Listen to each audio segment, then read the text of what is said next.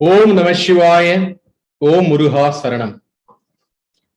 அன்பு சொந்தங்களே, கொங்கு நாட்டின் தங்கங்களே, பல நாடுகளில், பல மூலைகளில், பல கண்டங்களில், பல ஊர்களில், பல நேரங்களில் இருந்தாலும் நம் கொங்கு சொந்தங்கள் அனைவரும் ஒன்றாக கூடும் இந்த காணொளி நிகழ்விற்கு எங்கெங்கு இருப்பினும் ஓடோடி வந்து நம் அனைவரும் ஒரே குடும்பமாக நம் சொந்தங்கள் அனைவரும் வாழ்வில் வெற்றி பெற்று தத்தம் தொழிலிலும் அவர்தம் வேலைகளிலும் வெற்றி கொடி நாட்ட வேண்டும் என்ற எண்ணத்திலும் சொந்தங்களுடன் சேர்ந்து பயணித்து ஒரு பெரிய உலகளாவிய ஒரு குடும்பமாக அமைய வேண்டும் என்ற எண்ணத்திலும் துவங்கப்பட்ட இந்த கேபிஎன் குளோபல் மற்றும் Kongu business network KPN association ஆனது உங்களை இந்த 57வது காணொளி தொகுப்பிற்கு வருக வருக என்று வரவேற்கின்றது. சொந்தங்களே, இன்றைய 57வது காணொளி தொகுப்பு ஒரு முக்கியம் வாய்ந்தது. ஏனென்றால் இந்த வருடத்தின் கடைசி காணொளி தொகுப்பு. இந்த வருடத்தின் கடைசி காணொளி தொகுப்பு தான்.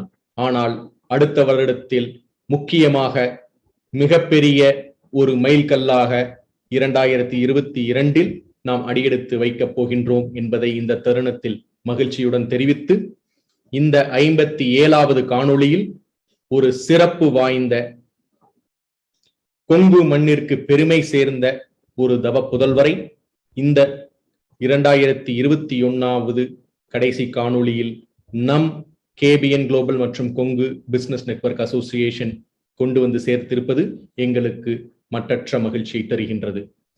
சொந்தங்களே, இன்றைய காணொளி தொகுப்பிற்கு செல்லும் முன்னர் இன்றைய காணொளி தொகுப்பின் நாயகர் கொங்கு தவ புதல்வர்.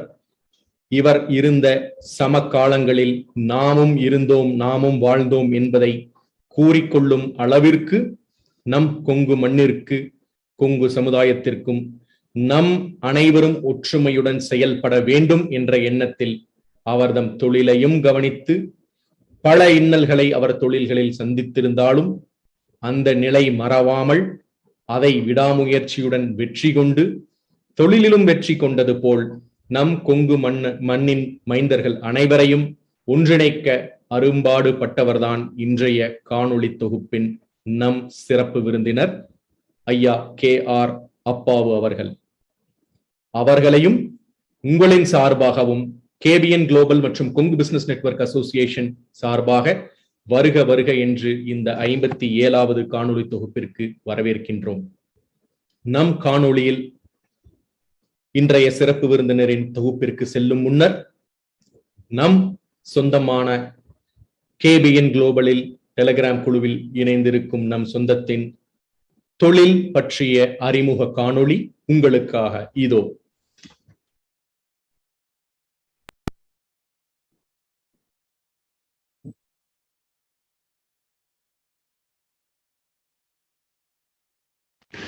அன்பு சொந்தங்களுக்கு மாலை வணக்கம். இந்த வாய்ப்பளித்த பழனி மாமா அவர்களுக்கு மிகுந்த நன்றி. இப்பொழுது உங்களிடம் அறிமுகப்படுத்த உள்ள பொருள் SP40 என்கின்ற மல்டி பர்பஸ் ஸ்ப்ரே. இதன் உபயோகம் பொதுவாக ஒரு பொருட்களை கழட்டும் போது ஒன்றோடொன்று ஒட்டிக்கொள்கிறது. அதை அறுத்து தட்டி பிரிக்க வேண்டியுள்ளது. இதனால் பொருட்கள் சேதாரமடைகிறது, மீண்டும் உபயோகப்படுத்த இயலாத சூழ்நிலை ஏற்படுகிறது. இதை தவிர்ப்பதற்காக இந்த ஸ்ப்ரேயை அதனுள் தெளித்தால் அது ஊடுருவி சென்று ஒன்றோடொன்று ஒட்டிக்கொள்ளுகிற தன்மையை விலக்கி இலகுவாக்கிறது. அதனால் நட்டு கழட்டும் போதோ இந்த பேரிங் மாதிரி இடத்துல கழட்டும் போதோ ஈஸியாக பிரித்தெடுக்க முடிகிறது. இது அடிப்படை பொருட்களை சேதாரம் இல்லாமல் பிரித்தெடுக்க உதவுகிறது. மேலும் இதன் சிறப்பம்சம், இது ஏரோசால் வடிவில் உள்ளது, இரிட்டேஷன் இல்லாமல் உள்ளது, செல்ஃப் லைஃப் 36 மாதம் கொடுக்கப்படுகிறது. மேலும் விவரங்களுக்கு மேற்கண்ட முகவரில் எங்களை அணுகவும். மிக்க நன்றி. மிக்க நன்றி. இன்றைய 57வது சிறப்பு காணொளி நிகழ்விற்கு செல்லும் முன்னர் இன்றைய சிறப்பு விருந்தினர் அவர்களை பற்றிய ஒரு சிறிய அறிமுகம் செய்வதில் கேபிஎன் குழுமத்தின் சார்பாக நான் மிகுந்த பாக்கியசாலியாக கருதுகின்றேன். சொந்தங்களே, முக்கியமாக இன்றைய சிறப்பு விருந்தினரின் அறிமுகத்தை கண்டிப்பாக நீங்கள் உன்னிப்பாக கவனிக்க வேண்டும். இவர் வேறு யாருமல்ல, KR அப்பாவு ஐயா அவர்கள். கண்ணன் குலத்தை சார்ந்தவர். ரங்கசாமி கவுண்டர், தாய் செல்லம்மாள் ஆகியோருக்கு தவப்புதல்வராக நாமக்கல் மாவட்டம் கரிச்சிபாளையத்தில் 30/7/1945 வருடம் பிறந்தவர். இளமை காலம் 5 வருடங்கள் சொந்த ஊரில். பிறகு தந்தையுடன் பிழைப்பு தேடி மலேசியா ஸ்லீம் ரிவர் என்ற இடத்திற்கு சென்று அங்கு குடிபெயர்ந்தார். ஆரம்ப கல்வி 3வது வரை இங்கு படித்துவிட்டு பிறகு 1955 வருடம் ஊருக்கு அவர்களுடைய குடும்பம் இவரை மட்டும் அனுப்பி வைத்தது. படிப்பு கெட்டுவிடக்கூடாது என்ற காரணத்தின். பாட்டி வீட்டில் தங்கியிருந்து கரிச்சிபாளையத்தில் விரலி பள்ளியில் 9ஆம் வகுப்பு வரை படித்தவர். தந்தை திருச்செங்கோடு உயர்நிலை பள்ளியில் ஹாஸ்டலில் இருந்து 2 வருடம் SLC-யை முடித்தார். திருச்சி ஜமால் முகமது கல்லூரியில் PUC-யை முடித்து பிறகு குடும்பத்தினர் மலேசியாவிலிருந்து இந்தியாவிற்கு குடிபெயர்ந்த காரணத்தினால் அந்த கால சூழ்நிலையில் குடும்ப கஷ்டத்தையும் இவர் தன் பொறுப்பில் எடுத்துக்கொண்டு குடும்ப சூழ்நிலை காரணமாக படிக்க இயலாமல் மேற்கொண்டு தொழில் செய்து குடும்பத்தை காப்பாற்ற வேண்டிய இன்னலுக்கு ஆட்பட்டவர். அன்றைய கால சூழ்நிலையில் அவருக்கு தொழில் என்பது மிகப்பெரிய ஒரு சவாலாக இருந்தது. குடும்பத்திற்காக வியாபாரம் செய்ய பணிக்கப்பட்டார். தாயார் இருந்த பணத்தில் ஒரு பழைய லாரியை 1966 வருடம் வாங்கி இவரே அந்த லாரியில் கிளீனராக சென்று படிப்படியாக வண்டி ஓட்ட கற்று தெரிந்து டிரைவராக மாறினார். அவருடன் தம்பியும் சேர்ந்து இருவரும் தொழிலை லாரி பழுது பார்க்கும் பட்டறை ஆரம்பித்தார்கள். 1974 மார்ச் மாதம் இவருக்கு திருமணம் நடந்தது. பிறகு ஒவ்வொரு குடும்பத்தில் நடக்கும் அந்த பாக பிரிவினை சமயம் வந்த காரணத்தினால் இவர் மறுபடியும் தொழிலை தன்னிச்சையாக தொடங்க வேண்டிய ஒரு நிர்பந்தத்திற்கு ஆளாகி 1977 1 வயது மகள் உடன் சென்னைக்கு குடிபெயர்ந்தார். பிறகு மகன் குடும்ப வாழ்க்கை என்று இருந்த அந்த இக்கட்டான சூழ்நிலையிலும் தொழில் மீன்பிடி படகு ஒன்றை வாங்கி மீன்பிடி தொழில் இறங்கி சென்னையில் ஆரம்பித்தார். 1978 வருடம் சில காரணங்களுக்காக போட்டி பொறாமை நிறைந்த இவ்வுலகில் இவருடைய படகை மீனவர்கள் தீ வைத்து கொளுத்தி விட்டார்கள். இருந்த தொழிலிலும் பெருத்த நஷ்டம், இருந்த புதிய தொழிலிலும் குடும்ப சூழ்நிலை மற்றும் தொழில் போட்டியில் இழந்ததை அவருக்கு வந்த இன்சூரன்ஸ் தொகை கொண்டு மீண்டும் வேறு வழியின்றி லாரி பயணத்தை மீண்டும் ஆரம்பித்தார். அதாவது லாரி தொழிலில் மீண்டும் ஒரு லாரியை வாங்கி அதை இயக்க ஆரம்பித்தார். பல இன்னல்களுக்கு இடையில் அதை திறன்பட நடத்தி படிப்படியாக முன்னேறி அந்த காலகட்டத்தில் சென்னை கொங்கு நண்பர்கள் சங்கத்திலும் இணைந்து தீவிரமாக பாடுபட்டார். பல பொறுப்புகள், பல பதவிகள் இவரை தேடி வந்தன. கட்டிடம் கட்டுவதற்கு முக்கிய காரணியாகவும் இருந்தவர். கொங்கு நண்பர்கள் சங்கத்தின் தலைவராக 4 ஆண்டுகள் பதவி வகித்தவர் இன்றைய சிறப்பு விருந்தினர். அவரது காலத்தில் கொங்கு நண்பர்கள் சங்கத்திற்கு இடம் இவருடன் முக்கிய பொறுப்பில் வாங்கி கொடுத்து பிறகு இலைட் அசோசியேஷன் ஆரம்பித்த காலத்தில் அதன் ஆரம்ப கால அங்கத்தினராகவும் இருந்தார். தொழிலையும் பார்த்து கொண்டு நம் கொங்கு சமுதாயத்தின் மேல் உள்ள அக்கறையால் தொழில் மட்டுமல்லாமல் அவர்தம் கொங்கு வாழ்விலும் கொங்கு சொந்தங்கள் அனைவரும் முன்னேற வேண்டும் என்று கொங்கு நாடு அறக்கட்டளையின் செயலாளராக 10 ஆண்டுகள் அவர்தம் திறமையையும் அதில் காட்டி கொங்கு நாடு அறக்கட்டளை மிகப்பெரிய ஒரு ஆலமரமாக வளர்வதற்கும் இவருடைய பொறுப்புகள் முக்கிய பங்காற்றின. தற்சமயம் கொங்கு நாட்டு அறக்கட்டளையின் தலைவராக இருந்து வருகின்றவர் இன்றைய சிறப்பு விருந்தினர். கொங்கு நாடு அறக்கட்டளைக்கு பல புதிய வாய்ப்புகளை உருவாக்கி 2 மாடி கட்டியதற்கு முக்கிய காரணியாக இருந்தவர் இன்றைய சிறப்பு விருந்தினர். தற்பொழுது அவருடைய மகனுடன் தொழிலிலும் Omega concrete pumping company, Omega constructions ஆகிய நிறுவனங்களை திறம்பட நடத்தி வருகின்றவர். இவர் லாட்ஜ் தொழிலிலும் ஸ்டாக் குடோன் போன்ற தொழிலிலும் ஈடுபட்டு இன்றும் தொழிலில் அவர்தம் மகனுடன் சிறிய வயது இளவலாக இன்றும் சுறுசுறுப்புடன் மிகவும் நேர்த்தியாகவும் நேர்மையுடனும் தொழில் செய்து வருகின்றவர் என்ற முத்திரை பதித்தவர் இன்றைய சிறப்பு விருந்தினர். இவருடைய தாரக மந்திரத்தை கேட்க இன்றைய தலைப்பு நேர்மை, எளிமை, விடாமுயற்சி, இந்த 3 வெற்றி மந்திரங்கள் என்பதை வாழும் எடுத்துக்காட்டாக இருக்கும் இன்றைய சிறப்பு விருந்தினர் திரு KR அப்பாவு அவர்களை KBN குளோபல் மற்றும் கொங்கு பிசினஸ் நெட்வொர்க் சார்பாக வருக வருக என்று வரவேற்று அவருடைய சிறப்புரையை ஆற்றுமாறு அன்புடன் அழைக்கின்றோம். வாருங்கள்.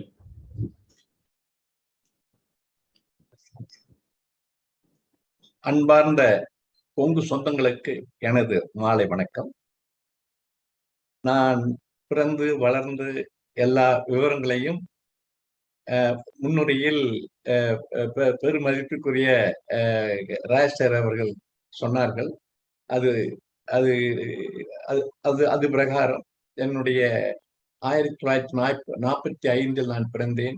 என்னுடைய 5 ஆண்டு காலத்திற்கு பிறகு இங்கு ஏற்பட்ட பல இன்னல்களுக்கு இடையில் எனது தந்தையார் என்னையும் எனது சகோதரையும் கூட்டிக் கொண்டு மலேசியா சென்றார். மலேசியாவில் நாங்கள் செலீம் ரிவர் லீமா பிளாஸ் என்ற இடத்தில் அங்கு இருந்தோம். என்னுடைய பள்ளி பருவத்தில் அங்குதான் ஒரு 3ஆம் வகுப்பு வரை அங்குதான் படித்தேன். என்னுடன் அதே இடத்தில் பெரும் மதிப்பிற்குரிய உலக புகழ்பெற்ற நமது டாக்டர் டாக்டர் பழனிவேலு கோயம்புத்தூர் அவர்களும் அதே எஸ்டேட்டில் தான் இருந்தார். அத்துடன் இன்றைய நமது இந்த KPN-உடைய நிறுவனர் உயர் பழனியப்பன் அவர்களும் அதே எஸ்டேட்டில் தான் இருந்தார். அது கொஞ்சம் காலங்கள் தான் வித்தியாசம். அங்கு வாழ்ந்த அனைவருமே ஒரு பிழைப்பு தேடி சென்றவர்கள் தான். எல்லாருமே அங்க இருக்கிற எஸ்டேட்டினுடைய கூலிகள் தான். யாரும் பெரும் ஒரு பதவியில் வகிக்கவில்லை. ஆனால் எஸ்டேட்டில் வேலை செய்யும் பொழுதே அனைவரும் தங்களது பிள்ளைகள் ஒரு பதவிக்கு வர வேண்டும், தங்களைப் போல் கஷ்டப்படக்கூடாது என்ற எண்ணத்தில் எல்லாருமே படிக்க வைத்தார்கள். அதன் காலகட்டத்தில் அது மாதிரி எஸ்டேட்டில் வேலை செய்த அனைவரும் வெளியே சென்று அடுத்த ஜெனரேஷன் வெளியே சென்று தற்சமயம் வியாபாரங்கள் செய்து மிக நல்ல முறையில் இருக்கிறார்கள். ஒரே ஒரு குறை என்னவென்றால், அங்குள்ள கொங்கு சமுதாய மக்கள் அனைவரும் ஒரு ஒற்றுமையாக ஒரு காரியங்கள் செய்ய வேண்டும்.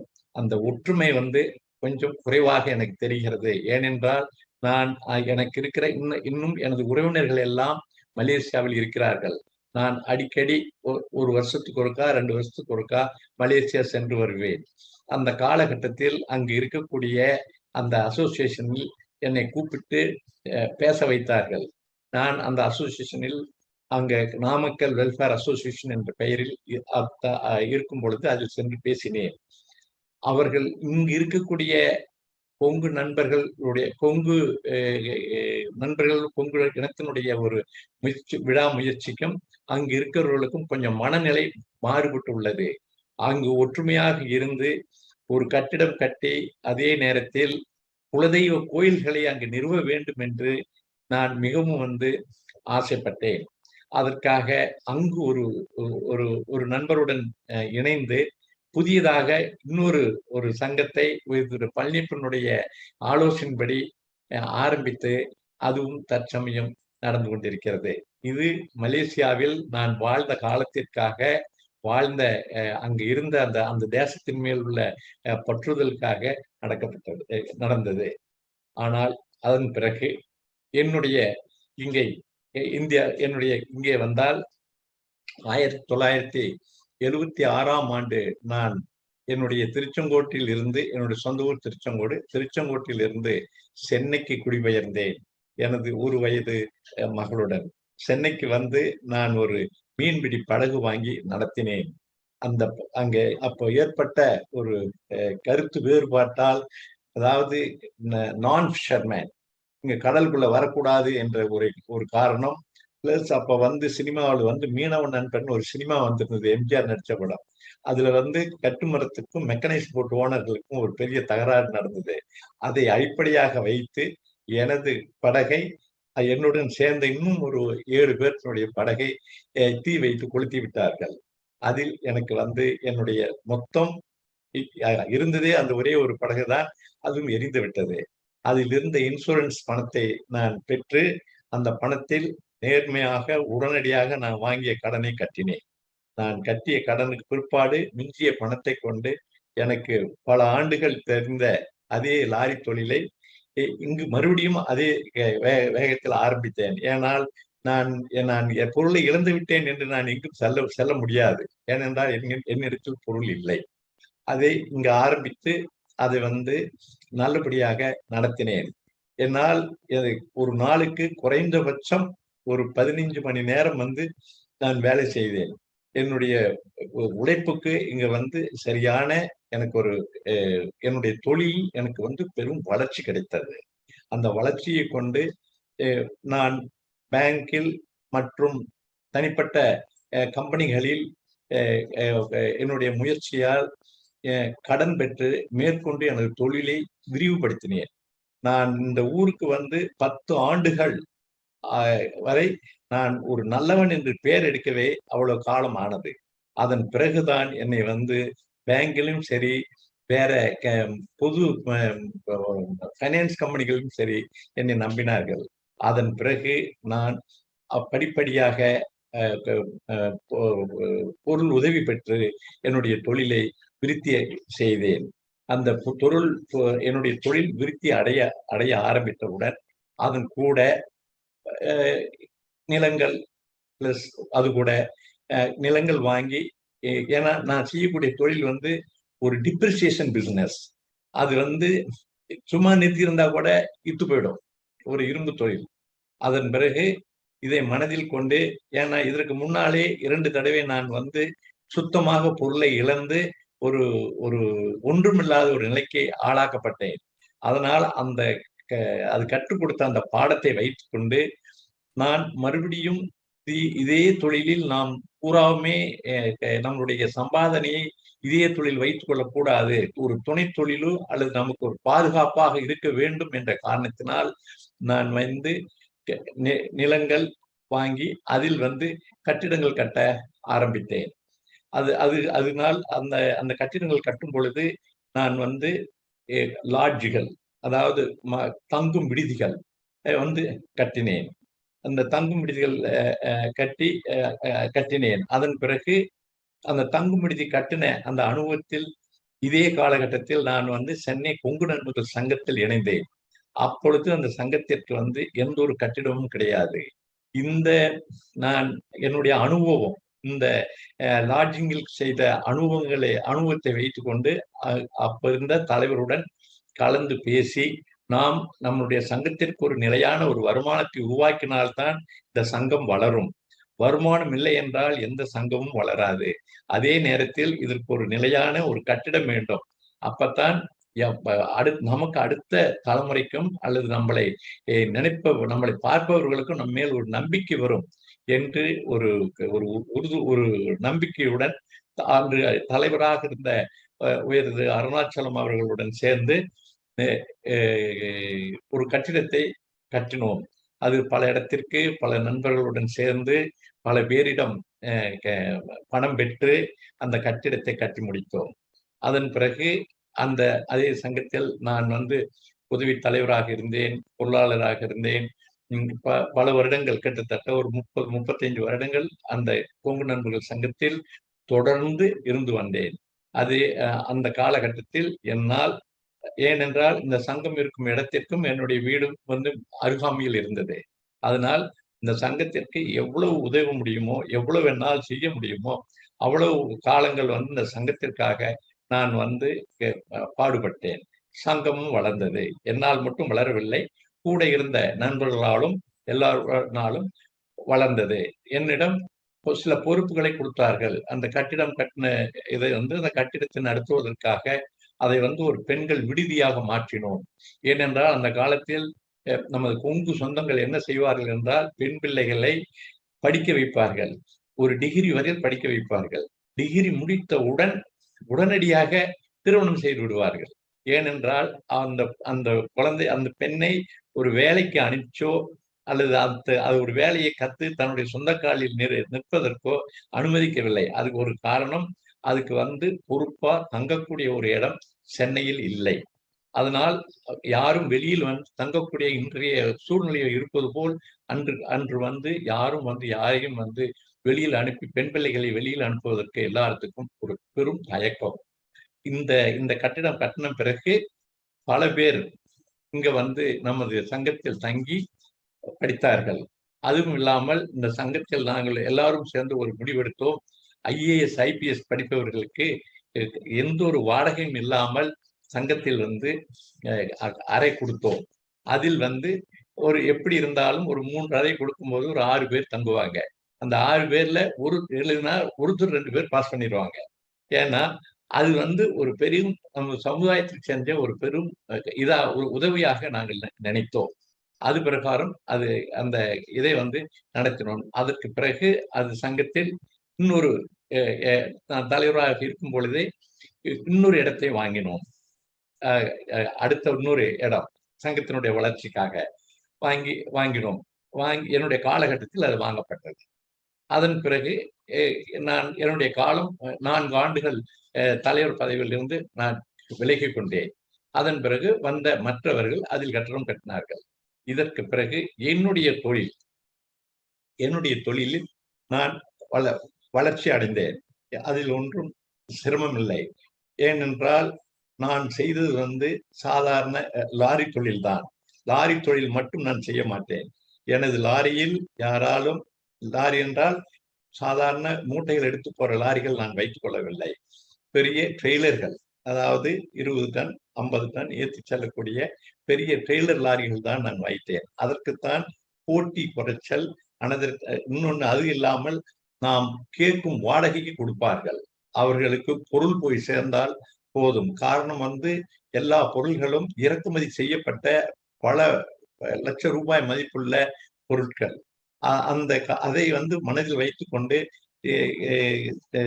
தமிழ்நாட்டினுடைய பல பகுதிக்கு, கர்நாடகா, ஆந்திரா போன எல்லா இடத்திற்கும் துறைமுகம் சென்னை தான். சென்னை துறைமுகத்திலிருந்து எடுத்து செல்வேன். சென்னை துறைமுகத்தில் நான் ஒரு கான்ட்ராக்டராக மாறினேன். அதாவது BHEL, BEML போன்ற பல கம்பெனிகளுக்கு நான் ஒரு கான்ட்ராக்டர், அதாவது பெரும் பொருள்கள் எடுத்து செல்வதற்கு ஒரு கான்ட்ராக்டராக மாறினேன். இதனால் என்னுடைய தொழில் வளர்ச்சி அடைந்தது. ஒரே ஒரு காரணம், நான் எக்காரணத்தை முன்னிட்டும் ஒரு தவறான எண்ணங்களையோ இது பேச மாட்டேன். என்னிடம் வண்டிகள் இருந்தால் இருக்கிறது, இல்லை என்றால் இல்லை. அந்த இதை அந்த குறிக்கோளை இன்னைக்கு வரையிலும் கடைபிடிக்கிறேன். அதாவது போட்டி வந்துருச்சு, இந்த போட்டிக்காக ஒருத்தர் குறைச்சு மதிப்பிட்டு நம்மளுடைய தொழிலை குறைச்சு செஞ்சு விடுவோம் அப்படிங்கிற எண்ணம் எனக்கு என்றுமே வந்தது கிடையாது. இன்று கூட எனது மகனுடன் பேசும்போது நான் சொல்லும் ஒரே கருத்து, தயவு செய்து நேர்மையாக விடாமுயற்சியுடன் கடின உழைப்பு உழைத்தால் உன்னால் வாழ்க்கையில் எந்த இதுக்கு வேணாலும் முன்னேற முடியும். இதுதான் நம்மளுடைய வாழ்க்கையினுடைய ஒரு பெரும் தத்துவம். உலகம் பூரா உள்ள நம்முடைய கொங்கு சொந்தங்கள் அனைவரும் நல்ல ஒரு நிலைமையில் இருப்பதை பார்க்கும்போது நமக்கு வந்து ஒரு பெரும் மகிழ்ச்சியாக இருக்கிறது. எல்லா இடத்துலையும் குறிப்பாக எனக்கு தெரிந்தது பல தேசத்துக்கு சென்றுள்ளேன். ஆனால் வந்து அதிகமான நமது சொந்தங்களுடன் எனக்கு பழக்கம் ஏற்பட்டது மலேசியாவில் மட்டும்தான். மலேசியாவில் எனக்கு வந்து என்னுடைய 3ஆம் கிளாஸ் படித்தவர்கள் கூட இன்னும் வந்து நான் வந்து 60, 65 வருஷம் ஆனா கூட இன்னும் வந்து அவர்களுடன் ஒரு நட்பு பாராட்டி அவர்களுடன் தொடர்பு வைத்துள்ளேன். எனது சொந்தங்களும் எனது சித்தப்பா மற்றும் இவங்க எல்லாரும் மலேசியாவில் உள்ளார்கள். இன்றும் மலேசியாவில் இருக்கிற நமது சொந்தங்கள் எப்படி வளர வேண்டும் என்பதை நான் வந்து அவர்களுக்கு வந்து சொல்லுவேன். அவர்கள் சென்னைக்கு ஒரு பயணமாக வந்தால் என்னுடைய கெஸ்ட் ஹவுஸில் தான் அவர்களை தங்க வைப்பேன். அதில் எனக்கு ஒரு பெரும் சந்தோஷம். நமது சொந்தங்கள் மலேசியாவில் இருந்து இந்தியாவிற்கு வந்து இங்கே தங்க வேண்டும் என்று ஒரு தங்குவது எனக்கு ஒரு மன நிறைவை கொடுக்க வேண்டும். இன்னொன்று, மலேசியாவில் இருக்கிற நம்ம சொந்தங்களுக்கு எனக்கு சொல்ல வேண்டிய ஒரே ஒரு முக்கியமான காரணம், தயவு செய்து குலதெய்வ கோயில்களுக்கு செல்லுங்கள். உங்களுடைய குழந்தைகளை குலதெய்வ கோயில்களுக்கு கூட்டிச் செல்லுங்கள். ஏனென்றால் தொழில் ரீதியாக நீங்க இன்று இந்தியாவில் இருக்கிறீர்கள், நாளை மலேசியா செல்கிறீர்கள். அதுக்கு பிற்பாடு உங்களுக்கு மக்கள் வந்து அயல்நாட்டுக்கு, அமெரிக்காவுக்கோ ஆஸ்திரேலியாவுக்கோ சென்று விடுகிறார்கள். ஆனால் எந்த தெய்வமாக இருந்தாலும் நமது முன்னோர்களுடைய ஆசி இருந்தால்தான் நம்மால் வாழ்க்கையில் முன்னுக்கு வர முடியும். நமது முன்னோர்கள் சென்ற இடம் நமது குலதெய்வம் தான். ஒவ்வொருவருக்கும் உங்களுடைய பாட்டனார் பேர் மட்டும் தெரியும். பாட்டனாருக்கு மேலே உள்ள உங்களுடைய கொள்ளுப்பாட்டனோ எள்ளுப்பாட்டனுடைய பேரோ உங்களுக்கு வந்து தெரியாது. ஆனால் உங்களுடைய எள்ளுப்பாட்டன் கொள்ளுப்பாட்டனுடைய மொத்த காலடியும் பட்ட இடம் உங்களுடைய குலதெய்வ கோயில் தான். அதனால் எல்லோரும் கண்டிப்பாக வருடத்திற்கு ஒரு முறை நமது மலேசியாவில் இருக்கக்கூடிய கொங்கு சொந்தங்கள் அவர்களுடைய குலதெய்வ கோயிலுக்கு செல்ல வேண்டும். அப்படி செல்ல விருப்பம் இல்லாவிட்டால் மலேசியாவிலேயே அவங்க ஒரு இடம் வாங்கி அவர்களுடைய குலதெய்வ கோயிலை சிறிய அளவிலோ பெரிய அளவிலோ கட்டிக்கொள்ள வேண்டும். அப்பத்தான் நமது இனம் வந்து அழியாமல் பாதுகாக்கப்படும். அதுவும் குறிப்பாக மலேசியாவில் நம் இனத்தை பாதுகாக்க வேண்டும் என்றால் இந்த கோயில் சமாச்சாரம் வந்து மிக முக்கியம். இதற்காக இப்ப பாடுபட்டுக்கிட்டு இருக்கிற நம்ம பழனியப்பன் போன்றவர்களுடைய ஆலோசனைப்படியும் மற்றவர்களும் இதுக்கு சம்மந்தமாக செய்தார்கள் என்றால் மிகவும் நன்றாக இருக்கும். இது என்னுடைய ஒரு ஆசை என்று நான் நினைக்கிறேன். ஆசைதான் இது எனக்கு. இதை வந்து கண்டிப்பாக முடியும். ஏனால் பொருளாதார ரீதியில் மலேசியாவில் எல்லோருமே வந்து நன்றாக உள்ளார்கள். கிட்டத்தட்ட நமது சமுதாயத்தை சேர்ந்தவர்களில் 75 விழுக்காடு வந்து வசதியுடன் இருக்கிறார்கள். அவர்கள் எல்லோரும் ஒன்று சேர்ந்தால் இது நான் சொன்ன இந்த காரியத்தை செய்வது பெரிய விஷயமே அல்ல. ரொம்ப ரொம்ப அவங்களுடைய வார்த்தையில சொல்ல போனா ரொம்ப சின்னங்கான விஷயம். என்ன, இதை வந்து எல்லோரும் செய்ய வேண்டும். அதற்கு பழனியப்பன் மற்றும் இன்னொரு நண்பர் அங்கு ஒருத்தர் வந்து மிஸ்டர் ரவின்னு ஒருத்தர் வந்து நான் ஏற்பாடு செய்தேன். இவருடைய பழனியப்பனுடைய ஆலோசனைப்படி அங்கு ஒரு புதியதாக இன்னொரு இதை உருவாக்கினார்கள், ஒரு சங்கத்தை. அதாவது welfare association of Kongu welfare association அப்படின்னு என்று நெட்வொர்க், கொங்கு வெல்ஃபேர் நெட்வொர்க் அப்படின்னு ஒரு சங்கத்தை ஏற்படுத்தினார்கள். அந்த சங்கங்கள் இதை செய்தால் மிகவும் நான் வந்து சந்தோஷப்படுவேன். இது என்னுடைய ஒரு வேண்டுகோள் பிளஸ் என்னுடைய ஒரு ஆசையும் கூட. இதை வந்து செய்ய வேண்டும் என்று நான் பல ஆண்டுகளாக எதிர்பார்த்து கொண்டுள்ளேன். இது மலேசியா மக்களுக்கு, மலேசியா வாழ் நமது கொங்கு சொந்தங்களுக்கு நான் வேண்டிக் கொள்கிற ஒரு வேண்டுகோளாகும். என்னுடைய வாழ்க்கைக்கு எனக்கு வந்து என்னுடைய தனிப்பட்ட வாழ்க்கை, எனக்கு ஒரு மகன் ஒரு மகள், இருவரும் சென்னையில் உள்ளார்கள். என்னுடைய மகன் வந்து வெளிநாட்டில் MBA படித்துவிட்டு என்னுடன் சேர்ந்து தொழில் செய்கிறார். எனது மகள் ஒரு அட்வொகேட், MA BL படித்தவள். அவளுக்கும் ஒரே பெண், அவளும் BR படித்துவிட்டு இருக்கிறார். என்னுடைய மருமகள் ஒரு டாக்டர், எனது சம்பந்தியும் ஒரு டாக்டர். அவர் சொந்தமாக ஹாஸ்பிட்டல் வைத்துள்ளார். என்னுடைய மகனுடைய மகள் ஒரு பேத்தி, அவளும் தற்சமயம் மருத்துவம் படிக்கிறாள், சேர்கிறாள். என்னுடைய வாழ்க்கை, என்னுடைய விடாமுயற்சி இதனுடன் சென்று கொண்டிருக்கிறது. நம்முடைய அடுத்த தலைமுறைக்கு நான் கேட்டுக்கொள்வது என்னவென்றால், தயவு செய்து நமது கொங்கு சொந்தங்களுக்கு, நமக்குன்னு உள்ள எந்த ஒரு இதையும் விட்டு கொடுத்துறாதீர்கள். எங்கேயும் விட்டு கொடுக்க வேண்டாம். என்ன, நமக்குன்னு ஒரு கலாச்சாரம் இருக்கிறது. நம்ம கலாச்சாரத்தை எக்காரணத்தை முன்னிட்டும் நம்ம விட்டு கொடுக்க கூடாது. ஏன்னா எங்க போனாலும் நம் கலாச்சாரம், நம்ம ஆளுகள் சக்சஸ் ஆவதுக்கு ஒரே காரணம் கடின உழைப்பும் நேர்மையும் தான். அவங்க இப்ப இன்னைக்கு அமெரிக்காவில் போயிட்டு நம்ம பார்த்தோம்னா, ஒரு பெரிய கார் யார் வச்சிருக்கான்னு பார்த்தா மேபி இந்தியன் தான். அந்த இந்தியன் பார்த்துட்டா கூட பார்த்தா, அங்க போய் பார்த்தா அது ஒரு கவர்னா இருப்பான், இல்லைன்னா ஒரு பட்டேலா இருப்பான். அதுதான் நடக்கிறது. அதனால நமது இளைய சமுதாயம் ஒரு கடின உழைப்புக்கும், ஒரு நேர்மைக்கும், ஒரு ஒற்றுமைக்கும் எல்லாரும் ஒன்று சேர்ந்து செய்தால் நம்மளுடைய இனம் கொங்கு இனம் பெரும் வளர்ச்சி அடையும். அது இதனுடைய இந்த வளர்ச்சியில், இந்த கூட்டு முயற்சியில் யாரும் நம்மளை மீற முடியாது. ஏனென்றால் நான் சென்னையில் அதை நேரில் பார்த்தவன். இதுதான் நம்மளுடைய மிக மிக முக்கியமான ஒரு முயற்சி என்று நான் நினைக்கிறேன். பட் இன்றும் எனக்கு தற்சமயம் 76 வயது ஆகிறது. இன்றும் நான் காலை 8 மணி முதல் மாலை 7 மணி வரை எனது கம்பெனியில் வேலை செய்கிறேன். இது எனக்கு அப்பத்தான் ஒரு மன திருப்தி அடைகிறது. ஏனென்றால் நான் பல வருடங்கள் லாரி டிரைவராக வேலை பார்த்தேன்.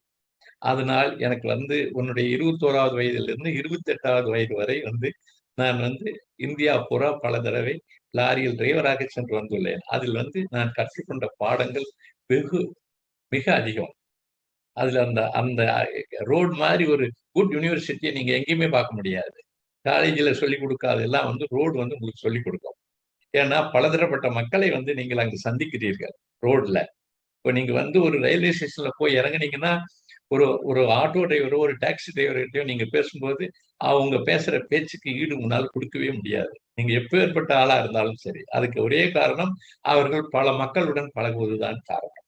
அதே போல் நாமும் திறமையாக, சாமர்த்தியமாக இதை செய்து இந்த நம்முடைய கொங்கு சொந்தங்களை ஒன்று திரட்ட வேண்டும். அதே போல் நாம் செய்யும் தொழிலை ஒருவருக்கொருவர் பகிர்ந்து கொள்ள வேண்டும். என்னிடம் யாராலும் தொழில் செய்ய வேண்டும் என்று கேட்டால் நான் அவர்களை விடவே மாட்டேன். அவர்கள் என்ன தொழில் செய்ய விருப்பப்படுகிறார்கள் என்று கேட்பேன்.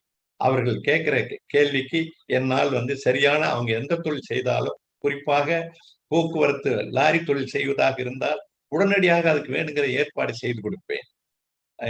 அதே போல் ஒரு கல்யாணங்கள் ஏதாவது செய்ய வேண்டும் என்றால் நமது இனத்தைச் சேர்ந்த மணமகன் மணமகள் அவர்களை அழைத்து நானே நேரா பேசி அவர்களுக்கு இருவருக்கும் மனம் செய்து வைப்பதில் நான் ரொம்ப ஒரு முயற்சி செய்வேன். ஏன்னா இன்னைக்கு இருக்கிற காலகட்டத்துல நம்ம பசங்களோ பிள்ளைங்களோ அப்பா அம்மா சொல்றதெல்லாம் கேட்கறது இல்லை. ஆனா 3வது ஆள் ஒருத்தர் கூப்பிட்டு வச்சு இப்ப என்கிட்ட கொண்டாந்து யாராவது ஒருத்தர் ஜாதகத்தை கொடுத்து பையனுக்கோ பொண்ணுக்கோ கல்யாணம் பண்றேன் அப்படின்னு சொன்னா, நீங்க போயிருங்க தம்பி, அவங்க பையனையும் பொண்ணு இங்க வர சொல்லுங்க, என் கூட பேசிட்டோம், நான் பேச வைக்கிறேன்னு. நான் கொஞ்சம் ஜாலியா கல்யாணம் பண்ணலான்னு நினைக்கிறோம், நீயா பாக்குறியா இல்ல நாங்களா பாக்கணுமா அப்படிங்கறத ஓப்பனா கேட்டுருவேன். கேட்கும்போது அவங்க அப்பா அம்மா கிட்ட சொல்ற தயங்குறத நம்ம கிட்ட கிளியரா சொல்லுவாங்க. இப்படிதான் அப்பா நான் பண்ணிக்கலான்னு இருக்கேன், நான் எனக்கு ஒரு இருக்கு இப்படின்னு சொன்னாரு. எதுக்காக இந்த காரியத்தை இப்படி செய்யறோம் அப்படின்னா, கல்யாணம் ஆன பிற்பாடு கிட்டத்தட்ட ஒரு 10 விழுக்காடு 15 விழுக்காடு உள்ள தம்பதிகள் பிரிந்து விடுகிறார்கள். அந்த பிரிந்து செல்வது பார்க்கும் பொழுது மனசு ரொம்ப வேதனைப்படுகிறது. அடுத்தது இந்த கல்யாணத்தில் நம்ம சமுதாயத்தில் இருக்கிற ஒரு ஒரு ஒரு ஒரு புறையோடி விட்ட ஒரு கருத்து, ஒரு குறை என்னவென்றால் 30 வயது வரை ஆணுக்கும் பெண்ணுக்கும் இருவருக்கும் கல்யாணம் செய்வதை தள்ளி போடுகிறார்கள். இது ஒரு பெரிய ஒரு குற்றமான ஒரு குறையான செயல். அது அடுத்தது இந்த ஜாதகம் என்பதை எவ்வளவு தூரம் நம்புகிறார்களோ அவ்வளவு தூரம் நம்புகிறார்கள். முற்காலத்தில் எல்லாம் கோயிலுக்கு போவாங்க, பூப்பொட்டலம் கேட்பாங்க, சாமி என்ன சொல்லிச்சோ அது பிரகாரம் செஞ்சிருவாங்க. அது வந்து நடந்துடும். அடுத்தது இன்னொன்னு நம்ம சமுதாயத்தில் நடக்காத இன்னொரு குறையோடி விட்ட ஒரு பெரிய விஷயம்னா, ஆடம்பரமாக செலவு செய்து திருமணம் செய்வது. ஆடம்பரம். ஒருத்தர் செஞ்சுட்டாருன்னா, அவரோட நம்ம இன்னும் கொஞ்சம் கூட செய்யணும். நான் அவருக்கு முன்னாடி அவரோட நான் என்ன இந்த சின்ன ஆளா? அப்படிங்கிற தனக்குத்தானே ஒரு ஒரு எண்ணத்தை உருவாக்கிக் கொண்டு, தன்னுடைய பொருளை எல்லாம் இழந்து, அதுக்கு மற்றவர்கள் தங்களை வந்து பெருமையாக பேச வேண்டும் என்ற காரணத்திற்காக தங்களையே இழந்து கொள்கிறார்கள். இதையெல்லாம் வந்து நம்ம சமுதாயத்தில் வந்து ஒரு ஒரு ஒரு ஒரு பெரும் குறையாக நான் நினைக்கிறேன். இதையெல்லாம் வந்து திருந்த வேண்டும். திருந்தி ஒரு எல்லோரும் தொழில் செய்வதற்காக முன்வர வேண்டும். அந்த தொழிலில் நேர்மையாக, கடின உழைப்பையுடன் என்ன உண்மையாக இருந்தால் கண்டிப்பாக நாம் முன்னுக்கு வர முடியும். உலகம் கெட்டுவிட்டது, நேர்மையாக இருக்க வேண்டாம் அப்படின்னு வந்து நினைத்தால் அது மாபெரும் தவறு. அதுக்கு ஒரு சின்ன ஒரு உதாரணம் சொல்கிறேன். உங்கள் வீட்டில் இருக்கிற ஒரு பெண்ணுக்கு நீங்கள் வந்து நீங்க வந்து ஒரு சரியில்லாத ஆள், ஒரு ஆளாக நீங்க இருந்தால் கூட, உங்கள் வீட்டில் இருக்கும் ஒரு பெண்ணுக்கு திருமணம் செய்ய வேண்டும் என்று நினைத்தால், நீங்க சொல்வதே நல்ல பையனா இருந்தா சொல்லுப்பா, நல்ல குடும்பமா இருந்தா சொல்லுன்னு தான் கேட்கிறாங்களே ஒழிய, தன்னை போல் இருக்கிற பையனுக்கு ஆளுக்கு பொண்ணு கொடுக்க அவங்க தயாரா இல்ல. அப்ப மட்டும் நல்ல பையன் எங்கிருந்து வந்துருவான்? அப்ப நாம முதல்ல நல்லவனா இருந்தா தானே மத்தவங்கள போய் நம்ம கேட்க முடியும். இது மாதிரி உள்ள காலகட்டங்களில் நமது சமுதாயத்திற்காக நாம் வந்து எப்படியாலும் பாடுபட்டு இந்த ஒரு சமுதாயத்தை நல்லபடியாக நடத்த எடுத்துச் செல்ல வேண்டும் என்பது என்னுடைய ஒரு பேராசை. இது வந்து இதனால் தான் கடந்த ஒரு 40, 45 வருடங்களாக நம்ம கொங்கு சொந்தங்களுக்காக என்னால் முடிந்த அளவு உதவிகள் செய்வது. இதோட இன்னொன்னு என்னன்னா, நம்ம சமுதாயத்தில் வளர்ந்தவர்கள் எல்லாருமே ஒரு தானம் தர்மம் செய்வதற்கு மிகவும் யோசிக்கிறார்கள். ஒரு ஒரு 10 பேர் நல்லா வளர்ந்திருந்தாங்கன்னா, அதுல வந்து ஒரு 2 பேர், 3 பேர் தான் வந்து ஏதாலும் தர்மங்கள் செய்வதற்காக வருகிறார்கள். மற்றவர்கள் வந்து தர்மம் செய்வதற்கு அவங்க வந்து கொஞ்சம் கூட தர்மம் செய்வதற்கு விருப்பப்படுவதே இல்லை. நம்மளுடைய லாபத்தில் குறைந்தபட்சம் ஒரு ஒரு 2% அல்லது ஒரு 5%னாலும் நாம் வந்து தர்மம் செய்ய வேண்டும். அப்பத்தான் இந்த சமுதாயம் வந்து வளரும். குறிப்பா சொல்லணும்னா, நான் பெருமையா சொல்லிக்கல. நான் வந்து படித்த பள்ளிக்கூடம் ஒரு கிராமத்தில் உள்ள ஒரு பள்ளிக்கூடம். அந்த பள்ளியில் இருந்து நான் வெளியில் வந்து 60 ஆண்டுகள் ஆகிவிட்டன. 60 ஆண்டுகள் முடிந்து விட்டன. இப்ப கூட நான் பள்ளிக்கூடத்துக்கு போறேன். அந்த பள்ளிக்கூடத்துக்கு போய் என்ன வேணும், என்ன செய்யணும் அப்படின்னு வருஷத்துக்கு ஒரு தடவை போறப்ப அங்க போய் பார்த்துட்டு, என்னால் அவங்க என்ன கேட்கிறாங்களோ, அது என்னால என்ன செய்ய முடியுமோ அதை வந்து செஞ்சு கொடுத்துட்டு வருவேன். அதே மாதிரி நான் எலிமெண்டரி ஸ்கூல்ல படிச்சேன். 1955 பாருங்க. 55ல எலிமெண்டரி ஸ்கூல்ல படிச்சுட்டு வெளியில வந்தேன். ஒரு வருஷம் தான் படிச்சேன். மலேசியாவில இருந்து வந்து நேரா 5ஆவது சேர்ந்து படிச்சேன். இப்ப அந்த பள்ளிக்கூடத்துக்கு போனேன். அங்க போகும்போது 2 ஆசிரியர்கள் இருந்தாங்க. அவங்களுக்கு கேட்டேன், நான் இந்த பள்ளியினுடைய பழைய மாணவனுமா அப்படின்னு. அவங்களுக்கு எல்லாமே ஒரு 40 வயதுக்கு கீழ்ப்பட்ட பெண்கள். அவங்களுக்கு வந்து ஆச்சரியம். ஐயா நீங்க வந்திருக்கீங்க. உங்களுக்கெல்லாம் வந்து இவ்வளவு வயசா இருக்கு. இப்படி இருக்கீங்க. நீங்க வந்திருக்கீங்களே இந்த பள்ளியில படிச்சேன். இதே உங்களுக்கு பெரிய இருந்தேன். நானு என்னம்மா உங்களுடைய பள்ளிக்கு நான் செய்ய வேண்டும் என்று கேட்டேன். அதுக்கு அவர் சொன்னார்கள், எங்களுக்கு வந்து இந்த பள்ளிக்கு வந்து வெள்ளை அடிச்சு கொடுங்க ஐயா. அது ஒண்ணு செஞ்சீங்கன்னா நம்ம இதா இருக்கும் அப்படின்னு. ஓகே அடிச்சிடலாம். ஒண்ணும் பிரச்சனையே கிடையாது. நீயே அந்த காரியத்தை போய் கடையில எவ்வளவு ஆகும்னு சொல்லிட்டு என்கிட்ட அதுக்குள்ள விலை கொட்டேஷனை வாங்கி எனக்கு அனுப்புமா, நான் உடனடியாக உனக்கு பணம் அனுப்புகிறேன்னு சொன்னேன். அதே பிரகாரம் அடித்து கொடுத்தேன். அதாவது நான் வந்து சொன்னதை வந்து செஞ்சதை வந்து சொல்லி காட்டுக்கிறதுக்காக நான் சொல்லவில்லை. அதாவது நம்மளுடைய வருமானத்தில் நம்மளுடைய சமுதாயத்திற்காக ஏதாவது ஒரு கொஞ்சம் நாளும் வந்து நாம் வந்து செலவு பண்ணணும். பூராமே நமக்கே வந்து நாமளே வந்து எடுத்துக்கணுங்கிற வந்து ஒரு நம்மளுடைய சந்ததிக்கே கொடுக்கணுங்கிற அவசியம் இல்லை. ஏனென்றால் நம்ம வளராம இருந்தா என்ன பண்ணிருப்போம்?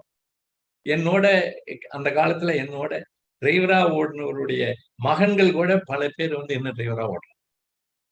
என்னோட வளர்ச்சி அடைஞ்சவன் என்னோட 3 இன்ஜினியரிங் காலேஜ் வச்சிருக்கிறவங்க எல்லாம் இருக்காங்க. என்னோட பல மடங்கு வளர்ச்சி அடைஞ்சவங்க எல்லாம் இருக்காங்க. என்ன அதுக்காக ஒரு கம்பேரிசனும் அதெல்லாம் ஒன்றும் கிடையாது. நம்மளால் என்ன முடியுமோ அதை வந்து நாம வந்து ஏதோ ஒண்ணு செய்யணும். அதாவது இடது கை கொடுப்பது வலது கை கொடுப்பது இடது கைக்கு தெரியக்கூடாதுங்கிற மாதிரி நம்ம கொடுத்தோமா சைலண்ட் அப்பவே கொடுத்துடணும். நாம வந்து கொடுக்கணும்னு நினைச்சா அப்பயே கொடுத்துடணும். அது நம்ம தள்ளி போட்டோம்னா மறுபடியும் நமக்கு மனம் மாறிவிடும். இதுதான் இன்றைய சமுதாயத்தினுடைய சூழ்நிலைகள். இதுதான் இன்றைய நடைமுறை என்று நான் நினைக்கிறேன். இதுதான் எனது சொந்தங்களுக்கும் என்னுடைய கொங்கு சொந்தங்களுக்கும் நான் சொல்லக்கூடிய முக்கியமான செய்தியாகும். நன்றி, வணக்கம். வணக்கம் ஐயா. அருமையான தகவல்களை குறித்த நேரத்தில் ரத்தின சுருக்கமாக, அதாவது சமுதாய நோக்கம், தொழில் நோக்கம் மற்றும் ஒரு குடும்பத்தின் ஒரு அங்கமாக எப்படி நம்ம இருக்க வேண்டும் அப்படிங்கிறத வந்து மிக தெளிவாக நம் சொந்தங்களுக்கு நீங்க எடுத்து கூறினீர்கள். முக்கியமாக அந்த 36 மணி நேர பயணம், அதைய வந்து நீங்க இன்னும் கொஞ்சம் சொன்னீங்கன்னா எங்களுக்கு நம்ம சொந்தங்களுக்கு ஒரு புத்துணர்ச்சி தர விஷயமா இருக்கும். 36 மணி நேரத்துல நீங்க லாரியை ஓட்டிட்டு போன ஐயா, அது நான் சொல்ல மறந்தது தான். அது என்ன காரணம்னா, அந்த காலத்துல வந்து நாங்க லாரி ஓட்டும் போது திருச்செங்கோட்டில் இருந்து பம்பாய்க்கு செல்லும் போது வெத்தலை, அப்போ வேலூர்ல இருந்து வெத்தலை லோடு ஏற்றுவோம்.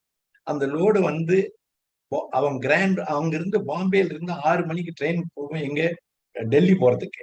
அந்த டெல்லி ட்ரெயினுக்கு கொண்டுட்டு போய் நாம் வந்து டைமுக்கு கொண்டு போய் 36 மணி நேரத்துக்கு கொண்டு போய் கொடுக்கணும். அந்த 36 மணி நேரம் ஓட்டினா தான் நம்ம இந்த 1200 கிலோமீட்டர், அதாவது சங்ககிரி டு பம்பாய், இன்றைய மும்பை அன்றைய பம்பாய், இந்த 36 மணி நேரத்தில் ஒரு நிமிடம் கூட நம்ம தூங்க முடியாது. ஒரு ஒரு ஒரு எங்கேயாலும் ஒரு வெளியில போகணும்னா கூட ரொம்ப இன்ஜினை ஓட விட்டுட்டு தான் போய் நாம் டீசல் குடிக்கிறதுக்கு மட்டும் ஒரு இடத்துல நிறுத்த முடியும். அப்போ இன்ஜின் ஓடிக்கிட்டு தான் இருக்கும். இந்த 36 மணி நேரத்தில் தூங்காமல் எந்த ஒரு இதையும் சாப்பிடறதுக்கு அப்படியே இல்லை. அந்த கடையில போனா அவன் என்ன வச்சிருக்கான்னு அதை அப்படியே 2 நிமிஷத்துல சாப்பிடணும். சாப்பிட்டுட்டு அடுத்தது வந்து இந்த வண்டியில ஏறிக்கணும். தூங்கவே முடியாது, எதுவும் செய்ய முடியாது. அப்படி செஞ்சா தான் அங்க நமக்கு வந்து வாடகை கொடுப்பாங்க. இல்லைன்னா வாடகையை கட் பண்ணிடுவாங்க 10%. அடுத்த ட்ரெயின் அவனுக்கு அன்னைக்கு இரவு தான். அந்த இரவு போகும்போது அவனுடைய வெத்தலை வந்து பாஞ்சு போயிடும். மார்க்கெட்ல வந்து அந்த ஃப்ரெஷ்னஸ் குறைஞ்சு போயிடும். அவனுடைய வியாபாரத்தில் அவனுக்கு வந்து லாபம் குறையும். அந்த லாபத்தை வந்து நம்மளை பிடிச்சிருவாங்க. நம்ம அவங்களை எதிர்க்க முடியாது, ஒன்றும் செய்ய முடியாது. இது மாதிரி பல கஷ்டங்கள். இது மட்டும் இல்லை, சாதாரணமாக டிரைவராக ஓடும்போது நான் 7 நாளுக்கு ஒரு நாள் தான் குடிப்பேன். அப்பதான் டைம் கிடைக்கும். 7 நாளுக்கு ஒரு தடவை குளிக்கிறதுக்கு தான் டைம் கிடைக்கும். திருச்செங்கோட்டு அல்லது சங்ககிரியோ அல்லது கள்ளிக்கோட்டையில் இருந்தோ பம்பாய் சென்று பம்பாயில் இருந்து திரும்பி சென்னை வந்து சென்னையில் இருந்து திரும்பி திருச்செங்கோடு போய் தான் வீட்டுல குளிக்க முடியும். இதுக்கு 7 நாள் ஆயிடும். இந்த 7 நாள்ல ஒரு 3000 கிலோமீட்டர் ஓட்டிருப்போம். இந்த 3000 கிலோமீட்டர் ஓட்டிட்டு தான் வந்து சொன்னார். இந்த 7 நாளும் சேர்ந்தா ஒரு எளிமோன்னு 21 அவர் 21 மணி நேரம் தூங்கி இருக்கலாம் அல்லது 20 மணி நேரம் தூங்கி இருக்கலாம். வீட்டுல போய் இறங்கி படுத்தா 2 நாளுக்கு தூக்கம் வராது.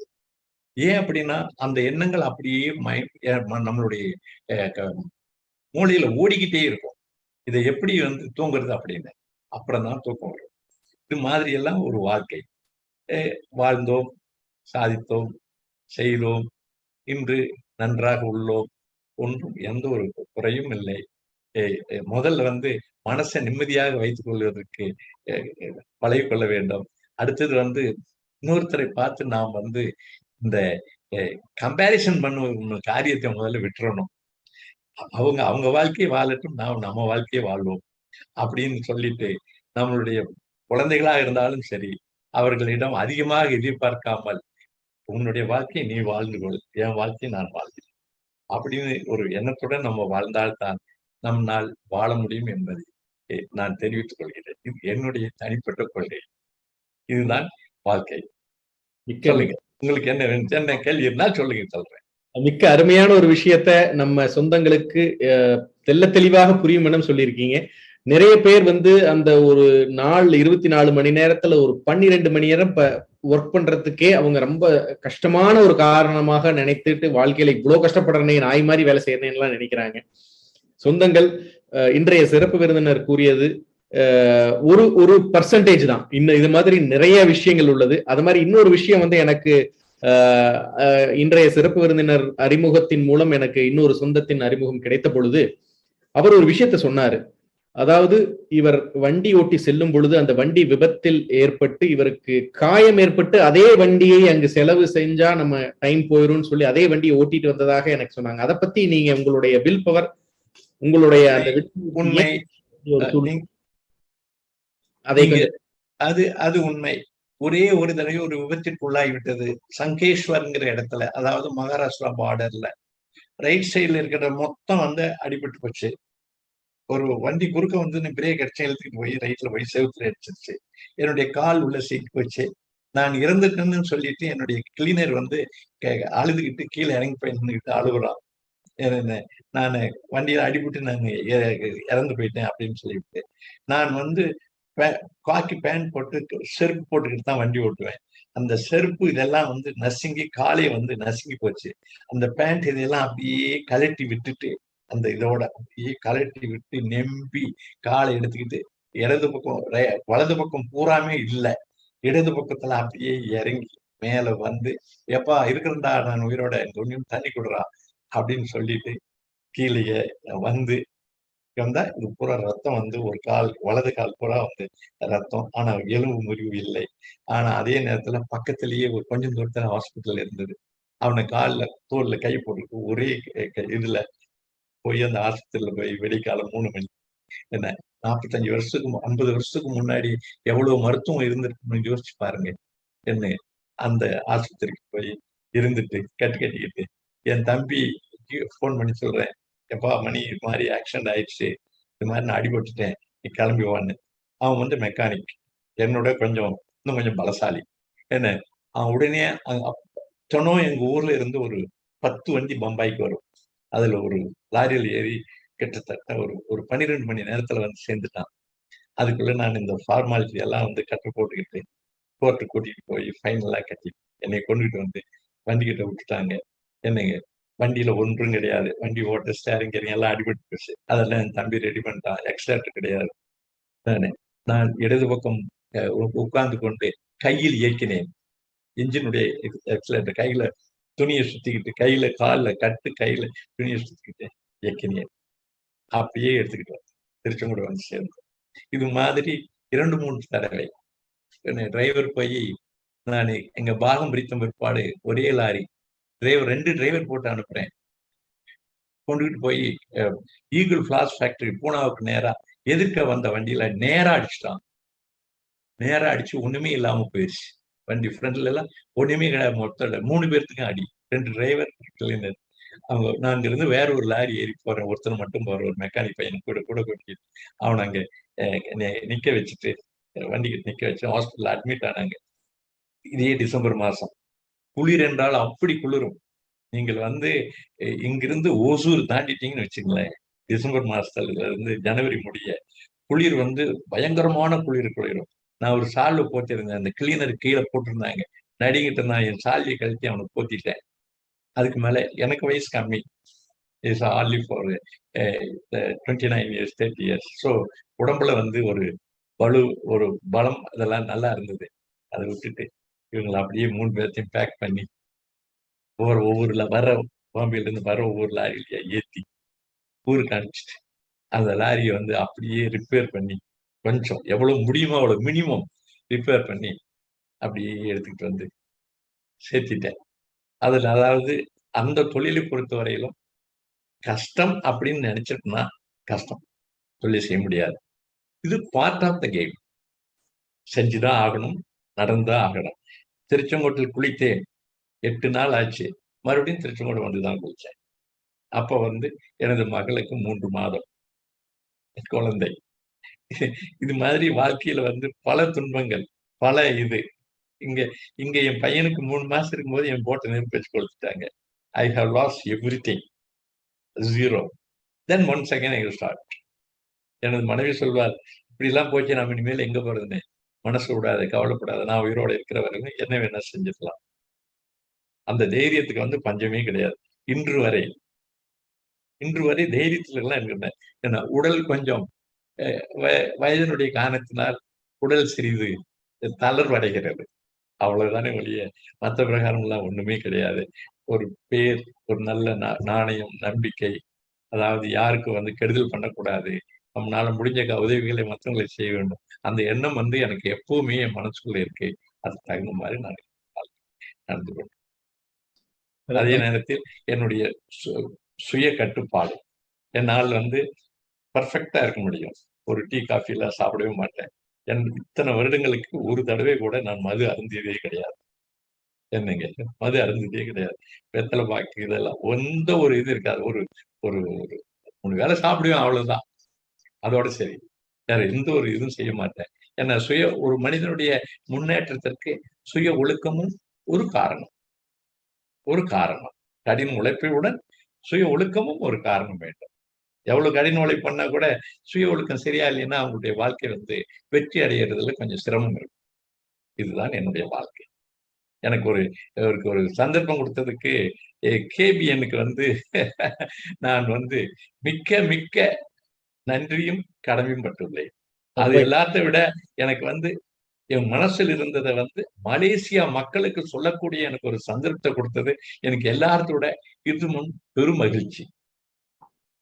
இந்த சந்தர்ப்பமானது உங்களுக்கு வந்து இது ஆண்டாண்டு காலம் யூடியூப்ல இந்த காணொளி பதிவேற்றப்பட்டு வருங்காலத்தில் வரக்கூடிய நம்ம கொங்கு சன்னதிகளும் அவங்களுடைய வாரிசுகளும் எந்த அளவிற்கு ஒரு மாமனிதர் வந்து கஷ்டப்பட்டு அவருடைய வாழ்க்கையில பல சோதனைகளை கடந்து ஒன்றுமில்லாம 0 அப்படிங்கிற நிலைக்கு ஒரு தடவை இல்ல, 2 தடவை இல்ல, 3 தடவைகள் வந்த பிறகும் எவ்வளவு கஷ்டப்பட்டு வந்தாரு அப்படிங்கிற இந்த காணொளி தொகுப்பு வந்துங்க கண்டிப்பா வந்து நம்மளுடைய யூடியூப்ல இருக்கும் பொழுது அனைத்து சொந்தங்களுக்கும் இது ஒரு மோட்டிவேஷன் ஃபேக்டரா இருக்குங்கிறது எந்தவித ஐயமும் இல்லை. ஏன்னா இன்றைய சிறப்பு விருந்தினருடைய ப்ரொமோஷன் அனுப்பும் பொழுதே பல போன் கால்கள் எங்களிடம் வந்தன. அதில் பல பேர் இன்றைய சிறப்பு விருந்தினரை பற்றி விசாரித்ததுடன் அவருடைய பயணத்தில், அவருடைய வாழ்க்கை பயணத்தில் அவருடைய நேர்மையை பற்றியும் அவருடைய ஒரு விடாமுயற்சியோட தன்மை பற்றியும் எந்த அளவுக்கு அவர் வந்து ஒரு கொள்கை, அந்த கொள்கை பேஸ் பண்ணி அவர் பிசினஸ் பண்றாரு அப்படிங்கிறத பத்தி பல பேர் விவரித்த பொழுது எங்களுக்கே இந்த ஒரு காணொளி எந்த அளவிற்கு நம்ம வந்து உன்னிப்பா கவனிக்கணும் அப்படிங்கிற ஒரு ஆசையும் ஆவலும் இருந்தது என்பது எந்தவித ஒரு மாற்றுக்கருத்து இல்லாத, ஒரு ஒளிவு மறைவு இல்லாத ஒரு உண்மை அப்படிங்கறத இந்த நேரத்துல நான் பதிவு செஞ்சு முக்கியமான ஒரு விஷயத்தை மறுபடியும் நான் இங்க பதிவு செய்ய விரும்புறேன். இன்றைய சிறப்பு விருந்தினரிடம் ஒரு 3-4 மணி நேரங்கள் நான் செலவிட ஒரு வாய்ப்பு எனக்கு கிடைத்தது.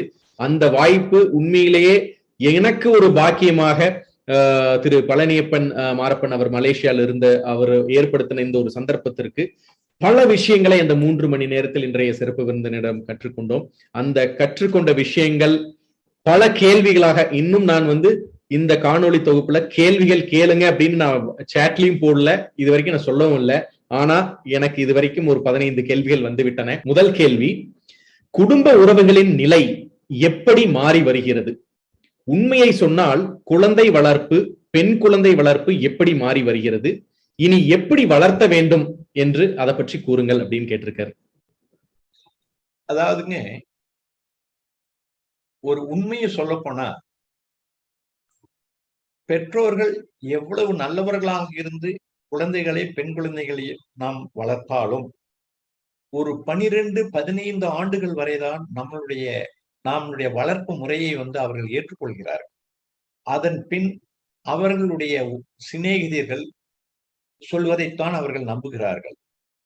நம்மளிடம் ஒரு அன்பாக இருப்பதில்லை. நாம் அவர்களை வந்து ஒரு நட்பாக, நண்பர்களாக, உண்மை உள்ளவர்களாக நாம் நடத்தினாலும் அவர்கள் வந்து நம்ம கிட்ட வந்து உண்மையை வந்து மறைச்சிடுறாங்க, பேச மாட்டேங்கிறாங்க.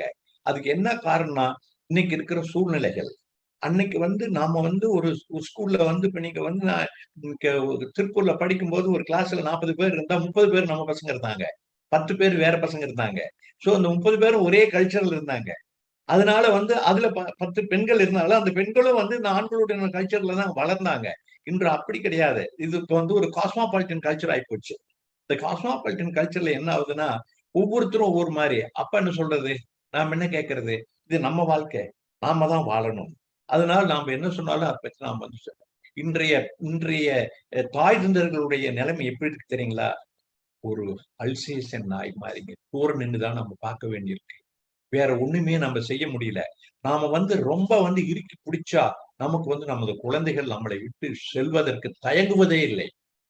அதாவது அமெரிக்கன் பேட்டர்ன், இந்த யூரோப்பியன் ஸ்டைல் வந்து இங்க வந்துருச்சு. நாம வந்து பெற்றோர்கள் தான் குழந்தைகளை அனுசரித்து செல்ல வேண்டுமே ஒழிய குழந்தைகள் பெற்றோர்களை அனுசரித்து செல்வதே கிடையாது, செல்ல மாட்டார்கள் இனிமேல். என்னுடைய அனுபவமும் என்னுடைய ஏன் பர்சனலா நான் பார்த்தது சொல்றேன். என்னுடைய பேத்தி என்கிட்ட சொல்றா, பிஆர் முடிச்சுட்டு இருக்கிறா, தாத்தா உங்களுக்கு இது புரியாது தாத்தா, இன்னைக்கு இருக்கிற சூழ்நிலை புரியாது தாத்தா. ஆமா கண்ணு எனக்கு புரியாது ஐயா, உனக்கு தெரிஞ்ச அளவுக்கு 4 அளவுக்கு படிக்கல, அல்லது இன்னைக்கு இருக்க படிக்கலாம். ஆனா ஒன்ன மட்டும் ஞாபகம் வச்சுங்க, உண்மை, அன்பு, நேர்மை இதோட நீங்க இருந்தீங்கன்னா நீங்க வந்து வாழ்ந்துருவீங்க.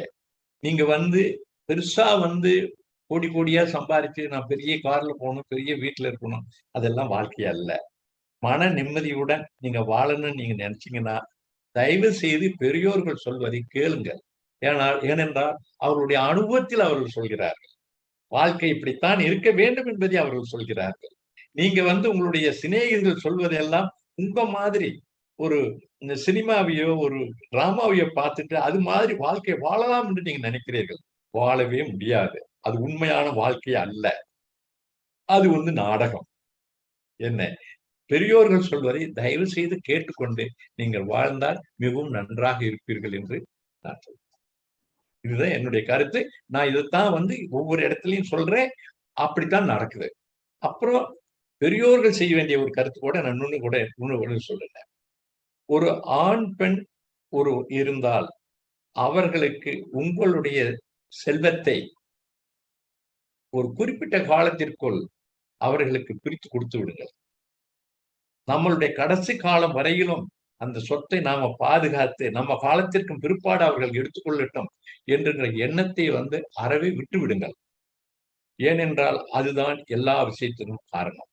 உங்களுக்கு ஒரு 60, 55 வயது ஆகிவிட்டா உங்களும் உங்களுடைய மனைவிக்கும் உங்களுடைய கம்பெனிக்கு எவ்வளவு உங்களுடைய வாழ்க்கைக்கு தேவையோ அந்த சொத்தை நீங்க வச்சுக்கிட்டு மீதி இருக்கிற சொத்தை நம்ம சட்டம் என்ன சொல்லுதோ அது பிரகாரம் ஆணா இருந்தாலும் பெண்ணா இருந்தாலும் பிரித்து கொடுத்து விட்டால் நம்மளுடைய இது முடிந்து விட்டது. அதற்கு பிறகு அவர்களுடைய வாழ்க்கையை அவர்கள் வாழ வேண்டும். அது அவங்க வச்சிருக்காங்க, அழிக்கிறாங்க, அது அவர்களுடைய விருப்பம். நாம் ஒண்ணுமே அதை செய்ய முடியாது. நீங்க அப்படி அழிக்கக்கூடிய பக்குவம் இல்லைன்னா நீங்க இருக்கிறவர்களும் இருக்கும், நீங்க போன உட்பட ஆட்டோமேட்டிக்கா போயிடும். நீங்க இருக்கிறப்ப அந்த சொத்தை கொடுத்தீங்கன்னா அது ஏதாவது தப்பா நடந்தா கூட நம்ம சொல்லி பார்க்கலாம். இதுலப்பா நீ போற வழி சரியில்லை, இந்த வழிக்கு இப்பதான் நீ இப்படி இருக்கலாம், இருந்தா நன்றாக இருக்கும் அப்படிங்கிறத வந்து சொல்லிக் கொடுக்கலாம். ஏன்னா நான் சொல்றது சின்னதுல இருந்து பெருசு வரையில கடைசி ஒரு பெண் கல்யாணமாகி அவ வீட்டுக்கு போய் அவ குழந்தைகள் பெற்று அதுக்கு ஒரு இது வர வரையில இருக்கிற ஒரு காலகட்டத்தில் என்ன நடக்கும் எப்படின்னு. ஏன்னா இன்றைக்கு இருக்கிற நடைமுறையில வந்து உறவுகளுக்குள் பிணக்கு வருவதே இந்த சொத்துனாலதான். அண்ணன் தம்பி, அக்கா தங்கச்சி யாரா இருந்தாலும் வருவது என்ன, ஏன்னா நீங்க பார்க்கக்கூடிய பழகக்கூடிய அல்லது உங்ககிட்ட வரக்கூடிய வழக்குகளில் எல்லாம் அதிகமாக இதுதான் இருக்கும், இப்படித்தான் இருக்கும். இதை வந்து தாய் தகப்பனையும் வந்து புரிஞ்சுக்கிட்டு செஞ்சிடணும். கண்டிப்பா நடைமுறை. கண்டிப்பாங்க. அப்புறம் இன்னொன்னு, தாய் தகப்பனை வந்து தயவு செய்து கடைசி காலத்தில் நம்மளை வந்து அவர்கள் பார்ப்பார்கள் என்கிற எண்ணத்தை மனதை விட்டு எடுத்து விடுங்கள். அந்த எண்ணமே வேண்டாம். ஏன்னா வயசான ஒரு சிங்கம் வந்து தான் குட்டி வந்து தனக்கு சோறு கொண்டாந்து கொடுக்கணும்னு நினைக்கல. ஒரு பசு வந்து தனக்கு குட்டி கொண்டாந்து தீனி கொண்டாந்து போடும்னு நினைக்கல. என்ன, மனுஷன் மட்டும்தான் நினைக்கிறான் தன்னை வந்து தனது குழந்தைகள் வந்து பார்க்கணும், அதுகளுக்கு வந்து நம்ம இவ்வளவு பண்ணிருக்கிறோம் அப்படின்னு சொல்லிவிட்டு. நாம பார்த்த அளவுக்கு அவங்க பார்க்கறதுக்கு எண்ணங்கள் இல்லை. ஏன்னா அப்படி இருந்திருந்தா இவ்வளவு முதியோர்கள் இல்லங்கள் வந்திருக்காது, என்னங்க. இப்ப முதியோர் இல்லங்கள் வந்ததுக்கு என்ன காரணம்? இதேதான் காரணம். அதனால நம்ம வந்து அதுக்கு வந்து தயாரா இருக்கணும். குழந்தைகளை வளர்ப்போம், அவர்கள் பிரியப்பட்ட பிறகு மனம் செய்து கொடுப்போம். அவர்கள் பிரியப்பட்ட பிறகு படி நாம பிரியப்பட்டபடி நம்ம மனம் செய்து கொடுக்க முடியாது இன்றைய சூழ்நிலையில். செய்து கொடுப்போம். நம்ம இடத்தில் செல்வம் இருந்தால் நம்மளுக்கு போக மீதியை அவர் கையில் கொடுப்போம்.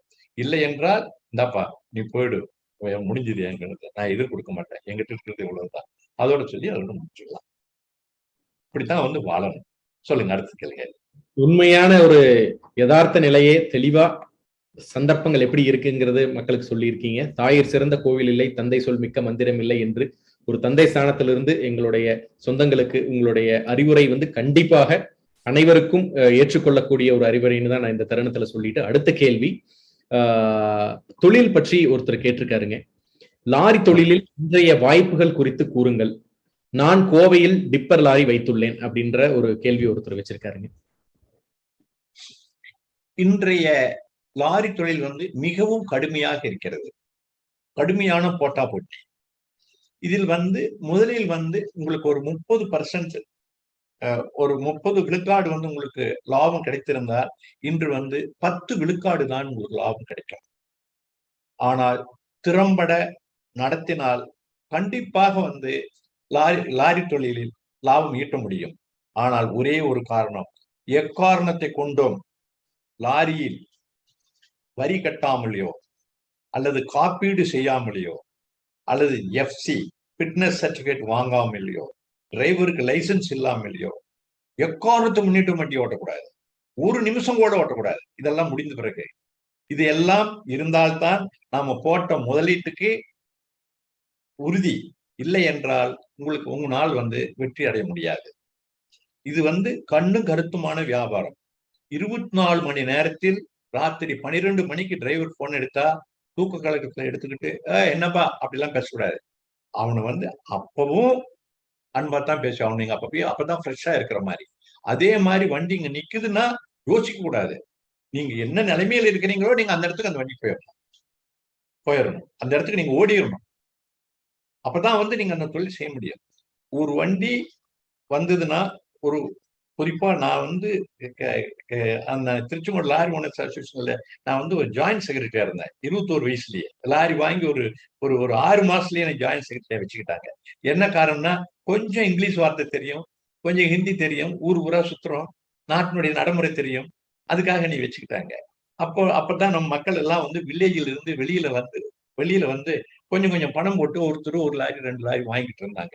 நான் அவங்ககிட்ட சொல்லுவேன், மாமா நீங்க வந்து அங்க வந்து எப்படி இருந்தீங்களோ தெரியாது, தயவு செய்து இங்க வந்து நீங்கள் மது அருந்துவதை விட்டு விடுங்கள். அப்ப வந்து ஒரு மது பாட்டில் வந்து 5 ரூபாய் தான் விலை. நீங்க 5 ரூபாய் மது பாட்டில் அருந்திட்டீங்கன்னா ராத்திரி 12 மணிக்கு டிரைவர் வந்து ரோடு கொண்டுட்டு வந்தானா வண்டி வந்து நின்னா நீங்க வண்டியை பார்க்க மாட்டீங்க, எந்திரிக்க மாட்டீங்க, எதையாவது சொல்லுவீங்க. அவன் அந்த சந்தர்ப்பத்தை வந்து பயன்படுத்திக்குவான்.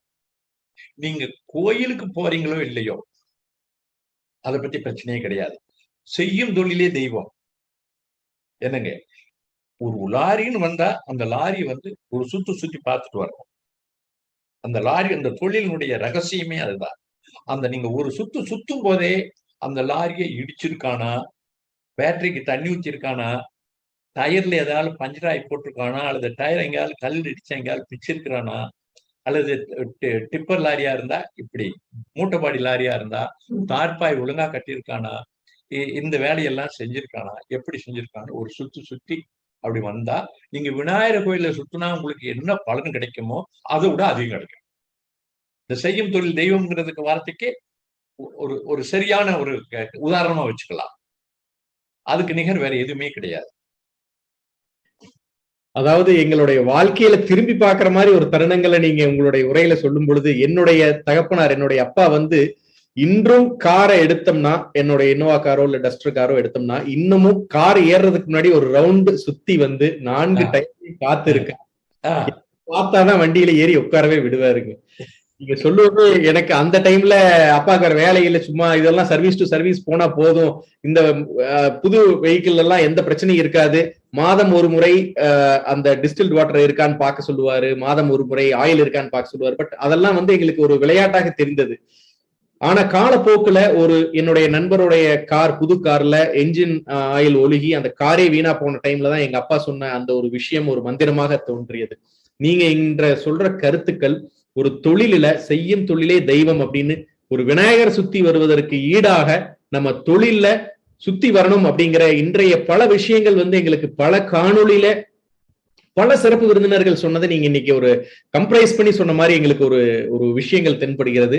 இதே ராஜா சண்முகம் அண்ணா வார்ஷா இன்டர்நேஷனல் அப்படிங்கிற ஒரு நிறுவனத்துல திருப்பூர்ல இருக்கும் பொழுது அவர் இதே வார்த்தைகளை தொழில்ல நம்ம சீட்ல உட்காருவதற்கு முன்னாடி கம்ப்ளீட் ஒரு ரவுண்டு போயிட்டு தான் அப்படின்னு சொன்னது நீங்க ஒரு ஒரு உன்னிப்பான கவனிக்கக்கூடிய நம்ம சொந்தங்களுக்கு நாளை தொழில்ல நேரா போனோடனே ஏசி ஆன் பண்ணி கேபின்ல போய் உட்கார்றதை விட்டுட்டு கம்ப்ளீட் ஒரு ரவுண்டு போய் வந்தீங்கன்னாவே அந்த தொழில் அரை மணி நேரத்தில் உங்களோட கண்ட்ரோல்ல வரும் அப்படிங்கிறது இன்றைய சிறப்பு விருந்தினர் அவருடைய அனுபவத்தின் வாயிலாக நம்மளுக்கு தெரியப்படுத்தி இருக்கிறார்.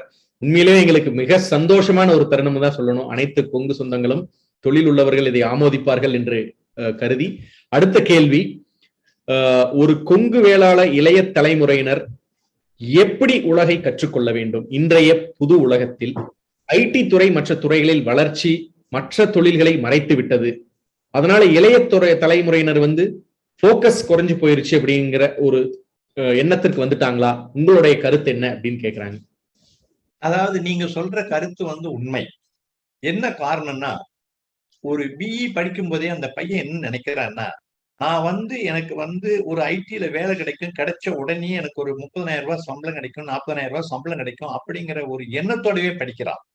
ஒரு வருஷத்துக்கு 150,000 பேர் வெளியே வரான். 150,000 பேருக்கு எங்க வேலை இருக்கு?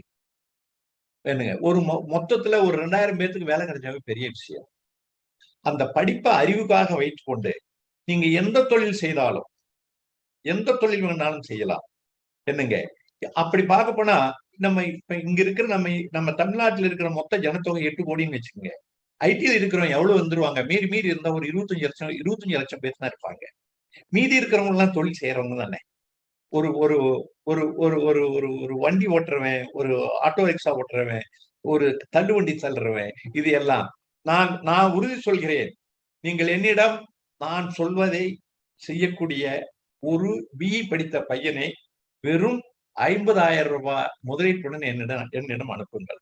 5 வருடத்தில் அவனை நான் ஒரு தொழிலதிபராக மாற்றுகிறேன். என்னால் முடியும். ஏனென்றால் என்னிடம் வேலை செய்த பல பேர்த்த நான் லாரி ஓனர்களாக மாற்றியுள்ளேன். வருவான், நம்ம பையனை மட்டும்தான் வேலைக்கு சேர்த்துவேன், வேற ஆளை சேர்த்த மாட்டேன். அன்னைக்கு நம்ம கூட பேசும்போது கூட நான் சொன்னேன், என்ன வேலை சேர்த்துவேன். ஒரு 2 வருஷத்துக்குள்ள அவன் டிரைவர் ஆயிடுவான். லைசன்ஸ் நானே எடுத்து கொடுத்துருவேன். டிரைவர் ஆயிடுவான். அப்போ அவன் வீட்டுக்கு காசு கொடுக்கணும் அவசியம் இல்லை. அவன் பணம் என்கிட்டயே இருக்கும். இன்னொரு பையனையும் கூட சேர்த்துவேன். கல்யாணம் ஆகாது, எல்லாம் ஒரு 24 வயசு 25 வயசு ஆயிருக்கும். 2 பேர்த்துக்கும் சேர்ந்து நானே ஒரு ஹெச்பி கையெழுத்து போட்டு ஒரு லாரி வாங்கி 2 பேருக்கு கையில் கொடுத்துருவேன். லாரி ஓனரா போய் நீ பொண்ணு கட்டுறா, உனக்கு எவன் இருந்தாலும் பொண்ணு தருவேன். அதே மாதிரி போய் லாரி ஓனரா போய் பொண்ணு கல்யாணம் பண்ணி நல்லபடியா பல பேர் இருக்காங்க. இதுதான் எந்த தொழில் வேணாலும் செய்யலாங்க. செய்ய முடியாதுங்கிறது ஒண்ணுமே கிடையாது. தயவு செய்து கடின உழைப்பதற்கு தயங்கக்கூடாது. நான் சுகமாக வாழ வேண்டும், நான் வேலை கம்மியா செய்யணும். என்ன கரெக்டா நான் 7 மணிக்கு எந்திரிப்பேன், 9 மணிக்கு ஆபீஸுக்கு போவேன், 5 மணிக்கு வீட்டுக்கு வந்துடுவேன். அதுக்கு மேல என்னால வேலை செய்ய முடியாதுன்னா கண்டிப்பா அவர்களால் முன்னுக்கு வர முடியாது. இது எல்லாத்தை விட மிக மிக முக்கியமான செய்தி என்னன்னாங்க, கண்டிப்பாக எந்த ஒரு இளைஞனுமோ அல்லது எந்த ஒரு மனிதனுமோ காலையில 6 மணிக்கு பிற்பாடு தூங்கக்கூடாது. 6 மணிக்கு முன்னாடி அவன் எந்திரிக்கணும். அப்படி எந்திரிச்சா தான் அவன் வாழ்க்கையில அவனால முன்னுக்கு வர முடியும். நான் எந்திரிச்சு என்ன பண்ணிட்டோம் அப்படின்னா, நீ ஒண்ணும் பண்ண வேண்டாம். என்ன, நீ பல்லு வலிக்கிட்டு பேப்பர் படி, இல்லைன்னா வீட்டை சுத்தம் பண்ணு, இல்லைன்னா காய்கறி நறுக்கிவிடு, இல்லைன்னா விவசாயம் இருந்தா கடுதாரிக்கு போயிட்டு வா. என்ன ஒரு ஒரு இது சொல்றேங்க, ஒரு பிசினஸ் செய்யறதா இருந்தா அப்பாவோட பேசு, இல்லைன்னா உட்கார்ந்து பேசு. எதையாலும் நேரத்தை பயன்படுத்து. உனக்கு ஆட்டோமேட்டிக்கா தொழில் தெரியும். கண்டிப்பாங்க கண்டிப்பாங்க. இது இதை யாரு செய்ய முடியலீங்களோ, செய்யறதுக்கு தவறுறாங்களோ, அவங்களால வெற்றி அடைவது என்பது மிக மிக சிரமம். இதுதான் விவசாய தொழிலினுடைய ஒரு இது. இப்ப இந்த வயசுல கூட நான் ஒரு ஒரு கொஞ்சம் நிலம் வாங்கி அதுல ஒரு வீடு கட்டி ஒரு இது பண்ணிருக்கிறேன். ஊருக்கு இப்ப கூட நான் 5 மணிக்கு அங்க போனா கூட 5 மணிக்கு எந்திரிச்சுவேன். ஒரு ஆள்காரன் வச்சிருக்கேன். அவன் 6:30 மணிக்கு தான் வருவான், 7 மணிக்கு தான் வருவான். அவனை வச்சுட்டு அப்படியே ஒரு ரவுண்டு, என்னால தனியா நடந்து போனா கரையில கீழே விழுந்துருவேன். அதனால அவனை கூட கூட்டிக்கிட்டு அப்படியே கரையை சுத்திட்டு ஒரு ரவுண்டு, அந்த வண்டி சுத்துற புத்தின்னு வச்சுங்களேன். அந்த அந்த அந்த தோட்டத்தை ஒரு ரவுண்ட் அப்படி, அது ஒண்ணும் இருக்காது, கொஞ்சம் தான் இருக்குது, கொஞ்சம் தென்னை மரம் இருக்கு, கொஞ்சம் மரம் வச்சிருக்கோம், அப்படிதான். அதை ஒரு சுத்தி வந்தா தான் ஒரு ஆத்ம திருப்தி, ஒரு வெற்றி அடைந்த மாதிரி. பட் அங்க போயும் ஒரு சில பொது காரியங்கள்ல செய்யணுங்கிறதுல ஒரு ஆர்வத்துல என்னுடைய பழைய 45 வருஷத்துக்கு முன்னாடி நான் எது இதுல இருந்துட்டு வந்தனோ, அதாவது அங்கேயும் வந்து ஒரு கொங்கு கல்யாண மண்டபம் இருக்கு. அதுல நான் ஒரு மெம்பரா இருந்தேன். எனக்கு இன்னைக்கு 4500 பேர் இருக்காங்க. என் மெம்பர் நம்பர் 98. என்னுடைய 1975 மெம்பரா. இப்ப போய் அதை ரினியூவல் பண்ணி அதுல வந்து மறுபடியும் உள்ள போறேன். அதே மாதிரி லாரி ஓனர்ஸ் அசோசியேஷன்ல நான் மெம்பரா இன்னும் கண்டினியூ பண்ணிக்கிட்டே இருக்கேன். திருச்செங்கோடு லாரி ஓனர்ஸ் 54 வருஷத்துக்கு முன்னாடி மெம்பர் ஆனேன். இன்னைக்கு நான் தான் 1ஆம் நம்பர் மெம்பரா இருக்கேன். எனக்கு முன்னாடி இருந்தவங்க எல்லாம் மறைந்து விட்டார்கள். இன்னைக்கு அடுத்து மறையற லிஸ்ட்ல நான் தான் இருக்கிறேன். அதுல இருக்கிறேன். இப்போ நேரா இப்ப இருக்கிற தலைவர்கிட்ட போய் நான் தான் இப்படிதான் இப்படின்னு சொல்லிட்டு அவங்க கூட பேசிட்டு நான் வந்துட்டேன், மறுபடியும் நான் இணைஞ்சுக்கிறேன், உங்களுக்கு என்ன ஒரு ஆலோசனை வேணுமோ சொல்ல கேளுங்க, நான் வந்து தர்றேன். அதே மாதிரி இங்க இருக்கிற சென்னையில் இருக்கக்கூடிய டிரான்சிட் மிக்சர்ஸ் கான்கிரீட் எடுத்துட்டு போற லாரியினுடைய அசோசியேஷனுடைய தலைவர் நான் தான். ஆரம்பிச்சவனும் நான் தான். அது வந்து கிட்டத்தட்ட ஒரு 15 வருஷம் 18 வருஷமா இருக்கு. அவனுடைய தலைவரும் நான் தான். அதுக்கு அதே மாதிரிதான் இதே சிஸ்டம், இதே மாதிரி இதுதான் நடக்குது. இப்படித்தான் வந்து என்னுடைய வாழ்க்கை இருக்கிறது. கண்டிப்பாங்க. சொந்தங்கள் தெரிந்து கொள்ள வேண்டிய முக்கியமான ஒரு விஷயம், இன்றைய சிறப்பு விருந்தினர் அவருடைய ஒரு நேர்மையான அணுகுமுறையால் பல தலைவர் பதவிகள் அவரை தேடி வீட்டிற்கே வந்தது அப்படிங்கிறது வந்து ஒரு மறுக்க முடியாத ஒரு கூற்று. கேள்விகள் இன்னும் ஒரு நிறைய கேள்விகள் இருக்கு. எத்தனையோ கேளுங்க. நேரம் எவ்வளவு நேரம் ஆனாலும் கேளுங்க. அதுல ஒண்ணும் கிடையாது. முக்கியமான ஒரு கேள்விங்க, இன்றைய இளம் தலைமுறையினர், அதாவது புதிதாக தொழிலுக்கு வரக்கூடிய இன்றைய இளம் தலைமுறையினர், இந்த நேர்மை அப்படிங்கிறது வந்து தொழில்ல நீங்க காமிச்சீங்கன்னா நம்ம ஜெயிக்கவே முடியாது. இன்றைய ஒரு கஷ்டமான ஒரு காலத்துல, ஒரு முக்கியமா அனைவரும் ஏமாற்றக்கூடிய இந்த ஒரு உலகத்துல, இந்த கால கலியுலகமாக இருக்கக்கூடிய இந்த காலத்துல நேர்மையா இருந்தா தொழில் பண்ண முடியாது அப்படின்னு இளம் வயதினர் நிறைய பேர் வந்து ஒரு தவறான பாதையில போய் தான் சம்பாதிக்கிறது ஒரு வெற்றியை தரும் அப்படின்னு நினைக்கிறாங்க. அதற்கு உங்களுடைய ஒரு அனுபவ ரீதியிலான ஒரு கருத்து நம்ம இளம் தலைமுறையினருக்கு சொல்றா ரொம்ப நல்லா இருக்கும்னு நாங்க விருப்பப்படுறாங்க. இந்த கேள்வி கிட்டத்தட்ட ஒரு 10 to 15 பேர் இதே கேள்வி சார்ந்ததே கேட்டிருக்காங்க. நான் கேட்கிறேன் ஒரு கேள்வி, இதுக்கே வந்து நான் திருப்பி சொல்றேன். ஓகே, நீங்க எந்த ஒரு தொழில் செய்வதா இருந்தாலும் அதுக்கு ஒரு முதலீடு வேண்டும். நீங்க வந்து இப்ப வந்து 100 ரூபாய் நீங்க வந்து போட்டு ஒரு முதலீடு செய்றீங்கன்னா, நீங்க ஒரு 25 ரூபாய் போட்டுட்டு 75 ரூபாய் நீங்க கடன் வாங்குறீங்க. கடன் வாங்கணும். அது வங்கியிலோ அல்லது தனிப்பட்ட ஒரு முதலீட்டு நாளோ நீங்க வந்து கடன் வாங்குறீங்க. நீங்க தொழில வந்து மத்தவன் ஏமாத்துறான், அதனால வந்து நான் வந்து ஏமாத்தாத தொழில் செய்ய முடியாதுன்னு நீங்க சொல்லலாம். ஆனால் நீங்க வாங்கின கடனை ஒழுங்கா கட்டினாத்தானே அது இதற்கு மேற்கொண்டு நீங்க வளர முடியும். அதுல ஒண்ணும் மாற்றம் இல்லையே. அது உண்மைதானே. அதை வந்து யாருமே வந்து மறுக்கலையே. என்னென்ன ஏமாத்துறவன் நீங்க வந்து ஏமாறாம இருக்கணும். ஏமாறாம தான் நீங்க செஞ்சு ஆகணும். நீங்க வந்து உங்களுடைய சேர்க்கையும் நீங்க செய்யக்கூடிய தொழிலுடைய நேர்மையும் அதுக்கு தகுந்த மாதிரிதான் இருக்கணும். தொழில வந்து ஏற்றத்தாழ்வு, ஒரு வியாபாரத்துல பேரம் பேசணும், அதெல்லாம் வந்து உங்களுடைய சாமர்த்தியம். அதுல வந்து நான் இப்படித்தான் இருப்பேன் அப்படிங்கறதெல்லாம் இல்ல. இன்னைக்கு வந்து எப்படி ஒரு தக்காளி ஒரு நாளுக்கு 5 ரூபாய்க்கு விற்குது, ஒரு நாளுக்கு 50 ரூபாய் விற்குது, அது மாதிரி ஒரு தொழில வந்து இன்னைக்கு வந்து ஒரு ஒரு ஒரு லாரிக்கே ஒரு வாடகை போகும்போதுங்க, ஒரு இடத்துக்கு போறதுக்கு ஒரு கிலோமீட்டருக்கு வந்து 15 ரூபாய் இருக்கும். அடுத்த நாள் 4 லாரி சேர்த்து வந்துருச்சுன்னா 15 ரூபாய் 13 ரூபாய் ஆகி போயிடும். அந்த 13 ரூபாய் ஆனா கூட அடைய நான் 15க்கு தானே போனேன், நான் 13 ரூபாய்க்கு போக மாட்டேன் அப்படின்னு சொல்லக்கூடாது. 13 ரூபாய்க்கு போனா போயிடணும். அன்னைக்கு தான் மார்க்கெட். அந்த காலகட்டத்தில் இது மாதிரி இந்த உலகத்தோடு ஒட்ட ஒழுகல் பலகற்றும் கல்லால் அறிவுள்ளாதாங்கிற மாதிரிங்க, உலகம் என்ன சொல்லுகிறதோ அது பிரகாரம் நாம அதுக்காக பொய் பித்தலாட்டம் பண்ணால வந்து செய்ய முடியாது. இத்தனை பேர்த்து வந்து பொய் பித்தலாட்டம் பண்ணா நீங்க ஃபர்தரா வளர மாட்டீங்க. உங்களுக்கு யாரும் பணம் தர மாட்டாங்க. முதல்ல பணம் தர மாட்டாங்க. பணம் இல்லாத நீங்க என்ன பண்ணுவீங்க? உங்களுடைய நண்பர்கள் முதல்ல உங்களை மதிக்க மாட்டாங்க. முதல்ல உங்களுடைய பேச்சு பேசும்போதே எப்பா நல்லவன்ப்பா, அவங்க கூட ஒரு நட்பு வச்சுட்டா கூட வந்து நல்லா இருக்கும்பா. அல்லது கல்யாணமாகாத ஒரு வாலிபனாக இருந்து ஒரு வியாபாரத்தை நடத்துகிறான்னு வச்சுக்கோங்க, அவனுக்கு பொண்ணு கொடுக்கணும்னு யோசிப்பான். நல்லவனா இருக்கும்போதுங்க, பணம் ஒண்ணு பண்ணப்பா, பையன் நல்ல பையனப்பா, அவனுக்கு கல்யாணம் பொண்ணு கொடுக்கலாம்ப்பா, அல்லது நாம் ஏதாவது கொடுக்கலாம்ப்பா, கொடுத்தா அவன் முன்னுக்கு வந்துருவான்ப்பா அப்படிங்கிற ஒரு ஏமாத்துறதுங்கிறது வந்துங்க, ஏமாறுறவன் எத்தனை நாளைக்கு ஏமாந்துடுவான்? ஒரு நாளைக்கு ஏமாறுவான், 2 நாளைக்கு ஏமாறுவான். அதுக்கு மேல அவனை ஏமாற்ற முடியாது. நீங்க எங்கேயுமே ஏமாற்ற முடியாது. நீங்க பேங்க்ல நீங்க பணம் வாங்குற இடமா இருந்தாலும் சரி, அல்லது நண்பர்களிடம் பணம் வாங்குறத இருந்தாலும் சரி, நீங்க எவ்வளவுக்கு அளவு நேர்மையும் கடின உழைப்பையும் இருந்தால் ஒழிய உங்களால வெற்றி அடைய முடியாது. அதை சொல்றதெல்லாம் அதெல்லாம் ஒரு போலியான ஒரு எண்ணங்கள். அதாவது உலகம் கெட்டுச்சு, நான் அதுக்கு தகுந்த மாதிரிதான் நான் இருப்பேன் அப்படின்னா உங்களை நீங்களே கெடுத்துக்கிறீங்க. உங்களை கண்டிப்பா யாரும் இது பண்ண மாட்டாங்க. ஓகே, உங்களை யாரும் உங்களை மதிக்க மாட்டாங்க. உங்களுக்கு ஒரு இது வேணும்னா நீங்க யோசிச்சு பாருங்க. இப்ப நீங்க உங்க ஊர்லயே எவ்வளவு ஸ்டெடியான கம்பெனிகள், அதாவது நேர்மையா பண்ற கம்பெனிகள், அவர்களுடைய வியாபாரம் ஓஹோன்னு மேல போய்கிட்டே தான் இருக்கு. அதாவது சரியான வியாபாரத்திலேயோ அல்லது தரத்திலேயோ அவர்கள் சொன்னதை சரிவர செய்யாத இருக்கிறவங்க யார்? இது எல்லாமே சரிவர நடக்கலையே, போயிடுதே, பின்னாடி போயிடுறாங்க. வியாபாரத்தில் நட்டம் வருவது அதை காலகட்டங்கள் தான் நிர்ணயிக்கும்.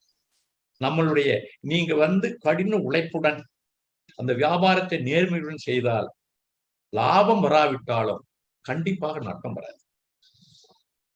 லாபத்துக்கு கேரண்டி இல்லைன்னா கூட நட்டத்துக்கு கேரண்டி. நீங்க நட்டம் இல்லாமல் இருந்தாலே நீங்க பெற்ற அனுபவம் ஒரு லாபம். நீங்க பெற்ற அனுபவம் ஒண்ணு இருக்கு பாருங்க, அந்த ஒரு லாபம், அதே ஒரு லாபம் தானே. அனுபவங்கிறதே ஒரு லாபம் தானே. அனுபவம் தானே ஒரு மனிதனை மேல் நோக்கி கொண்டு செல்கிறது. அதுதான் அதனுடைய இதுங்க. அதெல்லாம் கண்டிப்பா நேர்மை இல்லாத வியாபாரத்தை செய்ய முடியாதுங்க. ஓகே, இன்றைய உரையிலும் சொல்லுங்க. கடைசியான 2 கேள்விகள்ங்க. ஒரு கேள்வி, தொழிலில் பார்ட்னரை தேர்வு செய்யும் பொழுது பெரும்பாலும் சரியான பார்ட்னர்கள் அமைவது இல்லைங்க. இது எப்படி தகுதியான ஒரு பார்ட்னரை நம்ம தேர்வு செய்யணும் அப்படின்னு ஒருத்தர் கேட்டிருக்காரு. அதாவதுங்க, எந்த மனிதனையும் நாம் கண்டுபிடிக்கவே முடியாது. என்னங்க, இவர்கள் நல்லவர்களா இவர்கள் கெட்டவர்களா? நீங்கள் ஒரு நண்பரை தேர்ந்தெடுத்தால் கூட 10 ஆண்டுகள் ஆகும் அவன் நல்லவரா கெட்டவரா என்று தேர்ந்தெடுப்பதற்கு.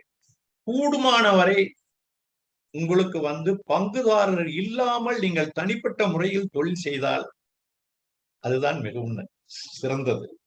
ஏனென்றால் உங்களுடைய எண்ணங்களுடைய, அதாவது இங்கிலீஷ்ல சொல்ல போனா இந்த வேவ் லென்த், அவருடைய வேவ் லென்த்தும் கண்டிப்பா 2 ஒண்ணா இருக்காது, மாறுபட்டு தான் இருக்கும். அதே மாதிரி இந்த கம்பெனியினுடைய வளர்ச்சிக்கு நீங்க ஏதாவது ஒரு செலவு பண்ணணும், ஒரு காரியம் நீங்க செய்யணும்னு நினைச்சீங்கன்னு வச்சுக்கோங்களேன், அது நீங்க தனிப்பட்ட மனிதராக இருந்தால் நீங்க செய்வது அது மிகவும் நேர்த்தியாக இருக்கும். நீங்க ஒரு பார்ட்னர் ஒருத்தர் சேர்த்துங்க, 2 பேரும் இணைந்து பார்ட்னராக சேர்ந்து நல்ல ஒரே எண்ணங்கள் உள்ளவர்களாக அமைவது அபூர்வம். 10 பேருக்கு 2 பேர் தான் அமையுது. மீதி எனக்கு தெரிய 40 வருஷமா பார்ட்னரா இருக்கிறவங்களும் இருக்காங்க. 4 வருஷத்துல பார்ட்னர் வேண்டாம்னு சொல்லிவிட்டு விட்டுட்டு போனவங்களும் இருக்காங்க. என்ன, அதனால என்னுடைய தனிப்பட்ட கருத்து, என்னுடைய வாழ்க்கையில இதுவரையிலும் நான் யாருடனும் பங்குதாரர்களாக சேர்ந்து தொழில் செய்ததில்லை. காரணம், நான் 15 மணி நேரம் வேலை செய்வேன். அவருக்கு என்னுடைய மனநிலை அவருக்கு இருக்காது. அவருக்கு வீட்டுக்கு போகணும்னு எண்ணம் இருக்கும், அல்லது வேற ஏதாவது எங்கேயாவது போகணும்னு ஒரு எண்ணம் இருக்கும். அந்த அந்த மனநிலையை நான் மாற்ற முடியாது. சோ நான் செய்யற வேலையும் அப்ப என்னுடைய மனசு என்ன சொல்லும், நான் இவ்வளவு நேரம் வேலை செஞ்சுட்டு இருக்கிறேன், இவர் போறாரு, இவருக்கு மட்டும் நான் ஏன் பண்ணி கொடுக்குறேன் அப்படிங்கிற மனம் இது நமக்குள்ள வந்துடும். நமக்கு அப்படியே நமக்கு அது மேல ஒரு ஒரு எண்ணங்கள் கிராக் ஸ்டார்ட் ஆயிடும். கொஞ்சம் கொஞ்சமா ஸ்டார்ட் ஆகி போயிடும். கூடுமான வரை அது எந்த தொழிலா இருந்தாலும் தொழிலை விரும்பி செய்ய வேண்டும். நீங்க உங்களுக்கு எந்த தொழில் மேல விருப்பம் இருக்குதோ நீங்க அந்த தொழிலைத்தான் செய்ய வேண்டும். நீங்க விருப்பம் இல்லாத அந்த தொழிலை அவரு செஞ்சுட்டாரு, அவருக்கு லாபம் வந்துருச்சு, அதனால நான் செஞ்சாலும் எனக்கு லாபம் வரும் அப்படின்னு தயவு செய்து நம்ப வேண்டாம். த ஆட்டிடியூட், தென் த இன்வால்வ்மெண்ட், இது 2 தான் உங்களை வெற்றியாளனாக மாற்றுமே ஒழிய, அது ஒரு லாபம் வரக்கூடிய தொழில் கூட ஒரு ஆட்டிடியூட் சரியா இல்லைன்னா அது நீங்க செஞ்சீங்கன்னா லாபம் வராது. அந்த இன்வால்வ்மெண்ட் உயிரே அது கூட தான் இருக்குங்க. அதாவது சொல்றானே, இப்ப நான் தொழில் செய்யறேன்னு வச்சுங்களேன், எனக்கு அந்த தொழில் உயிரா தான் நான் அந்த தொழிலை நான் செய்யறேன். அப்பதான் நான் அதுல வெற்றி அடைய முடியும். இது மாதிரிதான் இதான் உண்மை அதுல இருக்கிறது. கண்டிப்பாங்க. கடைசி முக்கியமான ஒரு கேள்வி, நீங்க பல தொழில்களில் பல நேரங்கள் நீங்க வந்து 12 மணி நேரங்கள் 15 மணி நேரங்கள் வேலை செய்தாலும் பொது விஷயங்கள்லயும் நீங்க அதுக்கு இணையாக நீங்க செஞ்சிருக்கீங்க. சோ அப்படி நீங்க வந்து பல சங்கத்தில் பல கொங்கு சமுதாயத்தை சார்ந்த ஒரு அசோசியேஷன்ல ஒரு ட்ரஸ்ட்ல இந்த மாதிரி இருக்கக்கூடிய சங்கங்களில் நீங்க வந்து பல பதவிகளும் வகித்திருக்கிறீங்க. அப்படி இருக்க கால சூழ்நிலையில இன்று நம்ம கொங்கு சமுதாய மக்கள் ஒற்றுமையுடன் இருப்பதற்கு அடுத்து, அதாவது நாளையிலிருந்து அல்லது உங்களுடைய இந்த காணொளி முடிச்சதிலிருந்து முக்கியமாக செய்ய வேண்டிய 3 விஷயங்கள் என்ன அப்படின்னு நிறைய பேர் கேட்டிருக்காங்க. அந்த கேள்வியை நான் வேற விதமா மாத்தி இன்னையிலிருந்து அவங்க எப்படி கேட்டாங்களோ அப்படியே கேளுங்க, அப்படியே சொல்லுங்க. அது கரெக்டா பதில் சொல்றாரு. கரெக்டா கேட்கணும்னாங்க, நம்ம சமுதாயத்தை சார்ந்தவர்கள் ஒற்றுமையாவே இருக்கிறது இல்ல காரணத்தினாலதான் நம்ம வந்து சாதிக்கிறது நிறைய இடத்துல தடம் புரண்டுறோம். அப்ப நம்ம சாதிக்கிறதுக்கு என்ன செய்யணும் அப்படின்னு கேட்டிருக்காங்க. ஒண்ணு இல்லைங்க, மொத்தத்துல வந்துங்க, நான் சொன்ன முதல்ல நாம பேசின இதே தான் வச்சுங்களேன். முதல்ல வந்துங்க, நம்மளுடைய வாழ்க்கையில் நாம மட்டும் வாழ்க்கை வாழ்ந்தால் வாழ்க்கையா இல்ல. ஒரு தனி மரம் தோப்பாகாது. நம்மளால் முடிந்த அளவுக்கு நாம வந்து நம்மளை சார்ந்தவர்களுக்கோ அல்லது நம்மளுடைய இனத்திற்கோ நம்மளுடைய சமுதாயத்திற்கோ நாம் ஏதாலும் ஒரு உதவி செய்ய வேண்டும் என்ற ஒரு எண்ணம் வர வேண்டும். அந்த உதவியை ஒரு நாளைக்கு ஒரு குறைஞ்சபட்சம் ஒரு அரை மணி நேரம் அதுக்காக ஒதுக்கலாம். ஏன்னா நாம வந்து தேவையற்ற காரியங்களுக்காக பல நேரத்தை வந்து ஒதுக்குறோம். ஒரு டிவி பாக்குறோம், ஒரு நண்பனோட போன் எடுத்தா தேவையில்லாத பேச்சு வந்து அரை மணி நேரம் பேசுறோம். என்னங்க, தேவையில்லாத வாட்ஸ்அப் பார்த்துக்கிட்டு இருக்கிறோம், என்னென்னமோ பண்றோம். இதையெல்லாம் பார்க்கும்போது நம்ம சமுதாயத்துக்காக நாம ஏன் வந்து ஒரு அரை மணி நேரம் ஒரு மணி நேரம் வேலை செய்யக்கூடாது? நான் தினம்னு கூட சொல்ல, நீங்க வாரத்துல ஒரு நாளைக்கு நீங்க வேலை செஞ்சீங்கன்னு வச்சுக்கலேன், நம்மளுடைய சமுதாயம் வந்து கண்டிப்பா வந்து நல்லா இருக்கும்.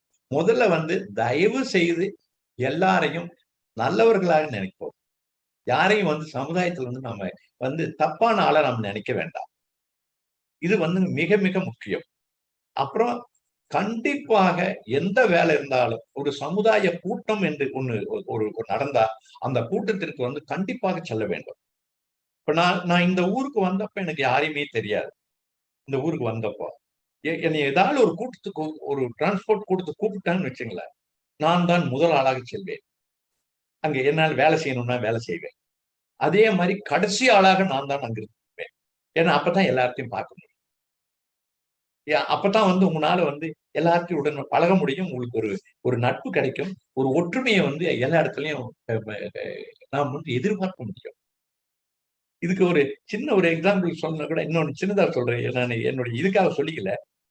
நான் வந்து இப்ப போயிட்டு எங்க ஊர்ல இருந்து ஒரு 5 கிலோமீட்டர் தள்ளி கொஞ்சம் நிலம் வாங்கினேன். இந்த சொன்னேன்களே, அது நிலம் வாங்கினேன். அந்த ஊர்ல என்ன யாருக்குமே தெரியாது. யோசிச்சேன், இவங்களை எல்லாம் எப்படி நாம வந்து ஒரு நண்பர்கள் ஆக்குறது? சரி, கொஞ்சம் செலவு பண்ணி ஒரு விநாயகர் கோயில் கட்டினேன் ரோடு மேல. என்ன, எல்லார்ட்டையும் கூப்பிட்டேன். எல்லாரும் வந்தாங்க. அதை சுத்தி இருக்கிற தோட்டத்தில் இருக்கிற எல்லாரும் நம்ம கம்யூனிட்டி சார்ந்தவர்கள் எல்லாரும் வந்தாங்க. கடைசியில் என்ன ஆகி போச்சுன்னா, நான் வந்து செய்யறதே இல்லை, இப்ப அவங்களே எல்லாம் செய்யறாங்க. இப்ப நான் வந்து அங்க 15 நாள் இருந்துட்டு இங்க 15 நாள் சென்னைக்கு வந்துடுறேன் என்னுடைய வியாபாரத்தை பார்ப்பதற்காக. அவர்களே எல்லாம் செய்கிறார். சோ நான் அந்த இடத்துல வந்துங்க ஒரு ஒரு ஒரு அதாவது கொஞ்சம் மக்களுக்காக நான் உதவி செய்ய போக அது ஒரு பெரும் வந்து எனக்கு ஒரு நன்மையாகவும் ஒரு இதாகவும் ஒரு பெரும் உதவியாக எனக்கு வந்து கிடைக்கிறது. அதை போல் நாம் ஏதாலும் கொஞ்சம் வந்து ஒரு உதவி செய்து, ஒரு சங்கம் இருக்குன்னு வச்சுங்களேன், ஒரு சின்ன டொனேஷன், பெருசா கொடுக்கலாம் பரவாயில்ல, ஒரு சின்ன டொனேஷன் கொடுக்க முடியலையா, மனசு இல்லையா, பரவாயில்ல விட்டுருங்க. உங்க நேரத்தை ஒதுக்குங்க. அங்க போய் ஒரு அரை மணி நேரம் 1 மணி நேரம் இருங்க. அங்க 10 பேர்த்து நீங்க பார்க்கலாம். 10 பேர்த்து கூட வந்து நாம போய் பேசுவோம். அவர்கள் வந்து நம்ம கிட்ட பேசணும்னு தயவு செய்து எங்கேயும் எதிர்பார்க்காதீங்க. அவர்கள் வந்து நம்மளிடம் பேசணும்னு ஒரு ஒரு ஒரு ஒரு கல்யாணத்துக்கே போறீங்க, அங்க போய் வச்சுங்களேன், உங்களுக்கு தெரிஞ்சவங்க இருந்தா அவங்க வரட்டுமே, நாம ஏன் போய் பேசணுன்ற அந்த எண்ணமே இருக்கக்கூடாது. நாம நேரா போய் அவங்ககிட்ட பேசணும். அப்ப என்ன ஆகுது பாருங்க, அடுத்தது அவர் நம்மகிட்ட வந்துருவார். Give and take. அதேதான் நம்முடைய சமுதாயங்க. நம்ம தான் சொன்னீங்களே, we are individually very powerful. ஒரு 2 மாடு இருந்தா கூட அதை வச்சுக்கிட்டு எப்படியாவது பொழைச்சிருவாங்க. But collectively we are not powerful, we are very poor. This is the reason. அப்புறம் யாரை பற்றியும் வந்துங்க நாம் வந்து தயவு செய்து வந்து குறை சொல்லக்கூடாது. குறை சொல்லாமல் அவர் ஓகே, அவருடைய கொள்கை அது, நம்மளுடைய கொள்கை இது. நாம் இதோட இந்த காரியத்தை செஞ்சோம்னு வச்சுக்கலாம், கண்டிப்பா சக்சஸ் ஆகும். என்ன முன்னாடி இருந்ததை விட, ஐ மீன் ஒரு 40 வருஷத்துக்கு முன்னாடி இருந்ததை விட இன்றைக்கு வந்து ஒரு ஒரு ஒரு ஒரு 25% 30% வந்து நாம் கொஞ்சம் வந்து திருந்தி இருக்கிறோம், கொஞ்சம் வளர்ந்திருக்கிறோம். இதுல வந்து என்ன, இந்த பெரும் வளர்ச்சி அடையறவர்கள் வந்து கொஞ்சம் கீழே இறங்கி வரணும். அதுதான் இப்ப இருக்கிறதுல பிரச்சனையே.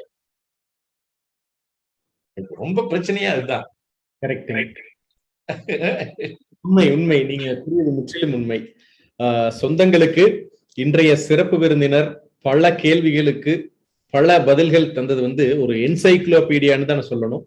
ஏனென்றால் நான் பல ட்ரைனிங், அதாவது காசு கொடுத்து 10,000 ஆரம்பிச்சு பல ஆயிரங்கள் வரைக்கும் காசு கொடுத்து நீங்க பல ட்ரெயினர்கள், ஸ்டீவன் கோவையில் ஆரம்பிச்சு 7 habits of successful people, the 5 AM club, இந்த மாதிரி நிறைய ட்ரைனிங்ஸ் வந்து நீங்க பாத்தீங்கன்னா இன்றைய சிறப்பு விருந்தினர் கூறியது போல் இந்த 5 AM கிளப்னு சொல்லி உங்களை ஒரு ஸ்டார் ஹோட்டல் உட்கார வச்சு ஒரு 20,000 30,000 புடுங்கி காலையில நேரத்துல எந்திரிக்கிறதோடைய ஒரு விஷயத்தை வந்து அவங்க சொல்லி நமக்கு புரிய வைக்கிறத இன்றைய சிறப்பு விருந்தினர் ஒரே ஒரு ஒரு ஒரு விளக்கத்தை கொடுத்து நம்மளுக்கு புரிய வச்சது.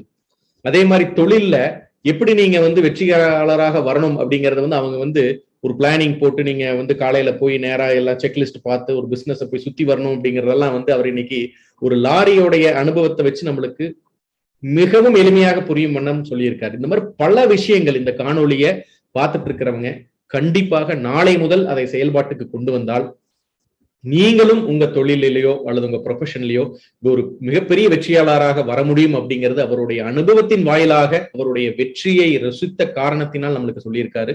அதை தாண்டி சமுதாய வாழ்வில் நம்ம எவ்வாறு ஒற்றுமையாக இருந்து எவ்வாறு நம்மளுடைய பங்களிப்பை கொடுத்து நேரமோ அல்லது நம்மளுடைய பொருளுதவியோ கொடுத்து நம்ம சமுதாயத்திலையும் நாம் எப்படி வெற்றியாளராக வர வேண்டும் என்பதை இன்றைய காணொளி மூலியமாக நமக்கு இன்றைய சிறப்பு விருந்தினர் கூறியது. உங்களின் சார்பாக கேபிஎன் குளோபல் மற்றும் கொங்கு பிசினஸ் நெட்வொர்க்கின் சார்பாக நம்முடைய சிறப்பு விருந்தினருக்கு கோடான கோடி நன்றிகளை தெரிவித்துக் கொள்கின்றோம். இத்துடன் இன்று ஒரு சிறிய ஒரு தகவல். கண்டிப்பாங்க. உங்களை வந்து நம்மை சார்ந்த நண்பர்கள் நீங்கள் செய்யும் தொழிலை பற்றி உங்களை வந்து கேட்டால் தயவு செய்து தயக்கம் இல்லாமல் நமக்கு தெரிந்த எல்லா விவரங்களையும் அவர்களுக்கு சொல்ல வேண்டும். ஏனென்றால் அப்படி சொல்லும் போது நமக்கு ஒரு நண்பர் கூட சேர்றார், நாம வேண்டான்னு சொன்னாலும் அவர் நிக்க போறது இல்லை. அப்படி நம்ம செய்யலையும் நம்ம சொல்லலைன்னு வச்சுக்கோங்க, நாம அந்த தொழிலை கத்துக்கிட்டதுலயே அர்த்தம் இல்லை. அந்த அனுபவங்கள் வந்து இந்த முன்னாடி எல்லாம் பாத்தீங்கன்னா நிறைய மந்திரங்கள்லாம் சொல்லி பாடம் போடுறது, அது இது ஒரு சில மந்திரங்கள், இதெல்லாம் வைத்தியங்கள், நாட்டு வைத்தியங்கள் இதெல்லாம் இருந்தது. இதெல்லாம் சொல்லி கொடுக்காது போனதுனாலயே அதெல்லாம் வந்து மொத்தமாவே அழிஞ்சு போயிருச்சு. அதே மாதிரி இப்ப என்னையெல்லாம் வந்துங்க ஒரு லாரி நடத்துவது எப்படி அல்லது ஒரு பூம் பிளேஸ் நடத்துவது எப்படி, ஒரு எஸ்கவேட்டர் வைத்திருப்பது எப்படி அப்படின்னு வந்து என்னை யாராவது கேட்டாங்கன்னா நான் ஒண்ணும் யோசிக்கவே மாட்டேன். அவங்களுக்கு எவ்வளவு நேரம் ஆனாலும் நான் வந்து அவங்களுக்கு விளக்கம் அளிக்காமல் விட மாட்டேன். இது என்னுடைய பழக்கம். நன்றி. மிக்க நன்றி. அனைத்து கொங்கு சொந்தங்களுக்கும் கேபிஎன் குளோபல் மற்றும் கொங்கு பிசினஸ் நெட்வொர்க் அசோசியேஷன் சார்பாக இந்த ஒரு அருமையான காணொலி நிகழ்வை 2021 வருடத்தின் கடைசி காணொலி, 57வது காணொலி, மிகவும் ஒரு ஒரு உணர்ச்சி பூர்வமான ஒரு அப்பா ஸ்தானத்திலிருந்து ஒரு மாமா அப்படி நம்மளுக்கு வந்து சொன்ன விஷயங்கள் எல்லாமே அவர் அனுபவித்து அவர் அதன் மூலம் வெற்றியை பார்த்து அந்த ஒரு தாரக மந்திரத்தை நமக்கு சொல்லியிருக்காரு.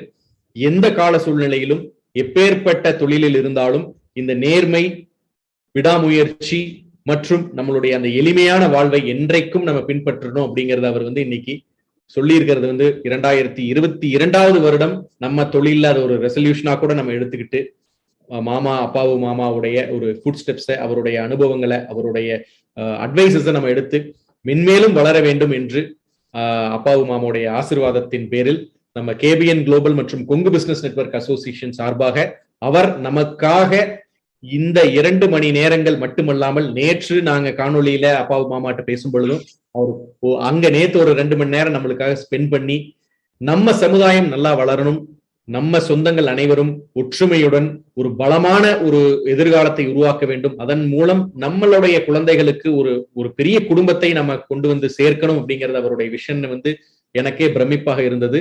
இந்த வயதிலும் ஒரு இளைஞரை போல் சந்தோஷமாக சிரித்து பல விஷயங்களை அவருக்கு நம்மளுக்கு புரியும் வண்ணம் கொடுத்திருக்காரு. சோ உங்களின் சார்பாகவும் நம் கேபிஎன் குளோபல் மற்றும் கொங்கு பிசினஸ் நெட்வொர்க் அசோசியேஷன் சார்பாகவும் அப்பாவு மாமாவுக்கு மீண்டும் ஒரு முறை மனமார்ந்த நன்றியை தெரிவிக்கிறேன். நன்றிங்க.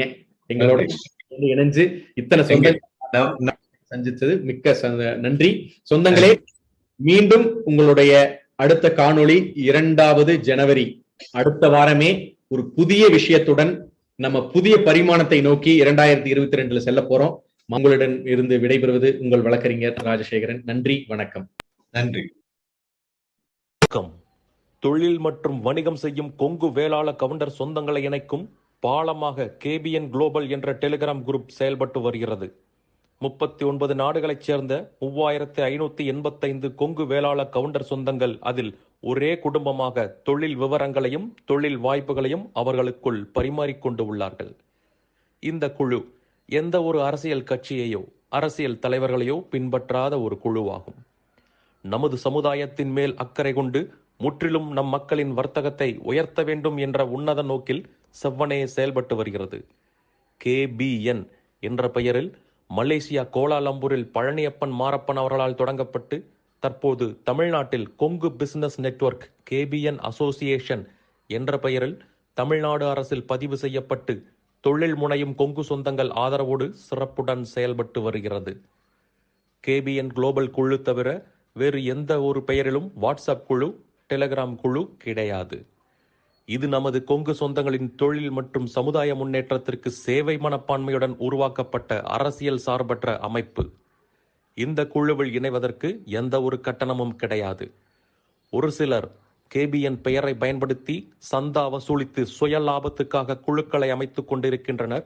அவ்வாறு செயல்படும் குழுவுக்கும் நமக்கும் எந்த தொடர்பும் கிடையாது. 100 விழுக்காடு தொழில் சம்பந்தப்பட்ட பதிவுகள் மட்டுமே, அதுவும் இலவசமாக, எந்த ஒரு சந்தாவும் இல்லாமல் நம் சொந்தங்கள் அனைவரும் முன்னேற வேண்டும் என்ற உயரிய எண்ணத்தில் பதிவுகளை அனுமதிக்கும் ஓர் உலகளாவிய வர்த்தக குழு. நம் தொழில் அபிவிருத்திக்கு ஏற்ற ஓர் உபயோகமுள்ள ஒரே குழு KBN குளோபல் டெலிகிராம் குழு. சொந்தங்களுக்கு இது குறித்து சந்தேகங்கள் இருந்தால் +60 13299144 +6 013299144 என்ற அலைபேசி எண்ணில் வாட்ஸ்அப் குறுஞ்செய்தி அனுப்பலாம். நன்றிகளுடன் மலேசியா பழனியப்பன் மாரப்பன் அவர்கள் சார்பாக செழியன் குமாரசாமி. நீங்கள் நமது கொங்கு சொந்தங்கள் வாழ்வில் முன்னேற வேண்டும் என்று விரும்பினால் இந்த தகவலை உங்கள் சொந்தங்களுடன் பகிர்ந்து மகிழ்ந்திட அன்புடன் வேண்டுகிறேன். KBN குளோபல் டெலிகிராம் குழுவில் இணைந்து உங்கள் தொழில் வணிக உறவுகளை விரிவுபடுத்தி வளம் பெற வாழ்த்துகிறேன். வணக்கம்.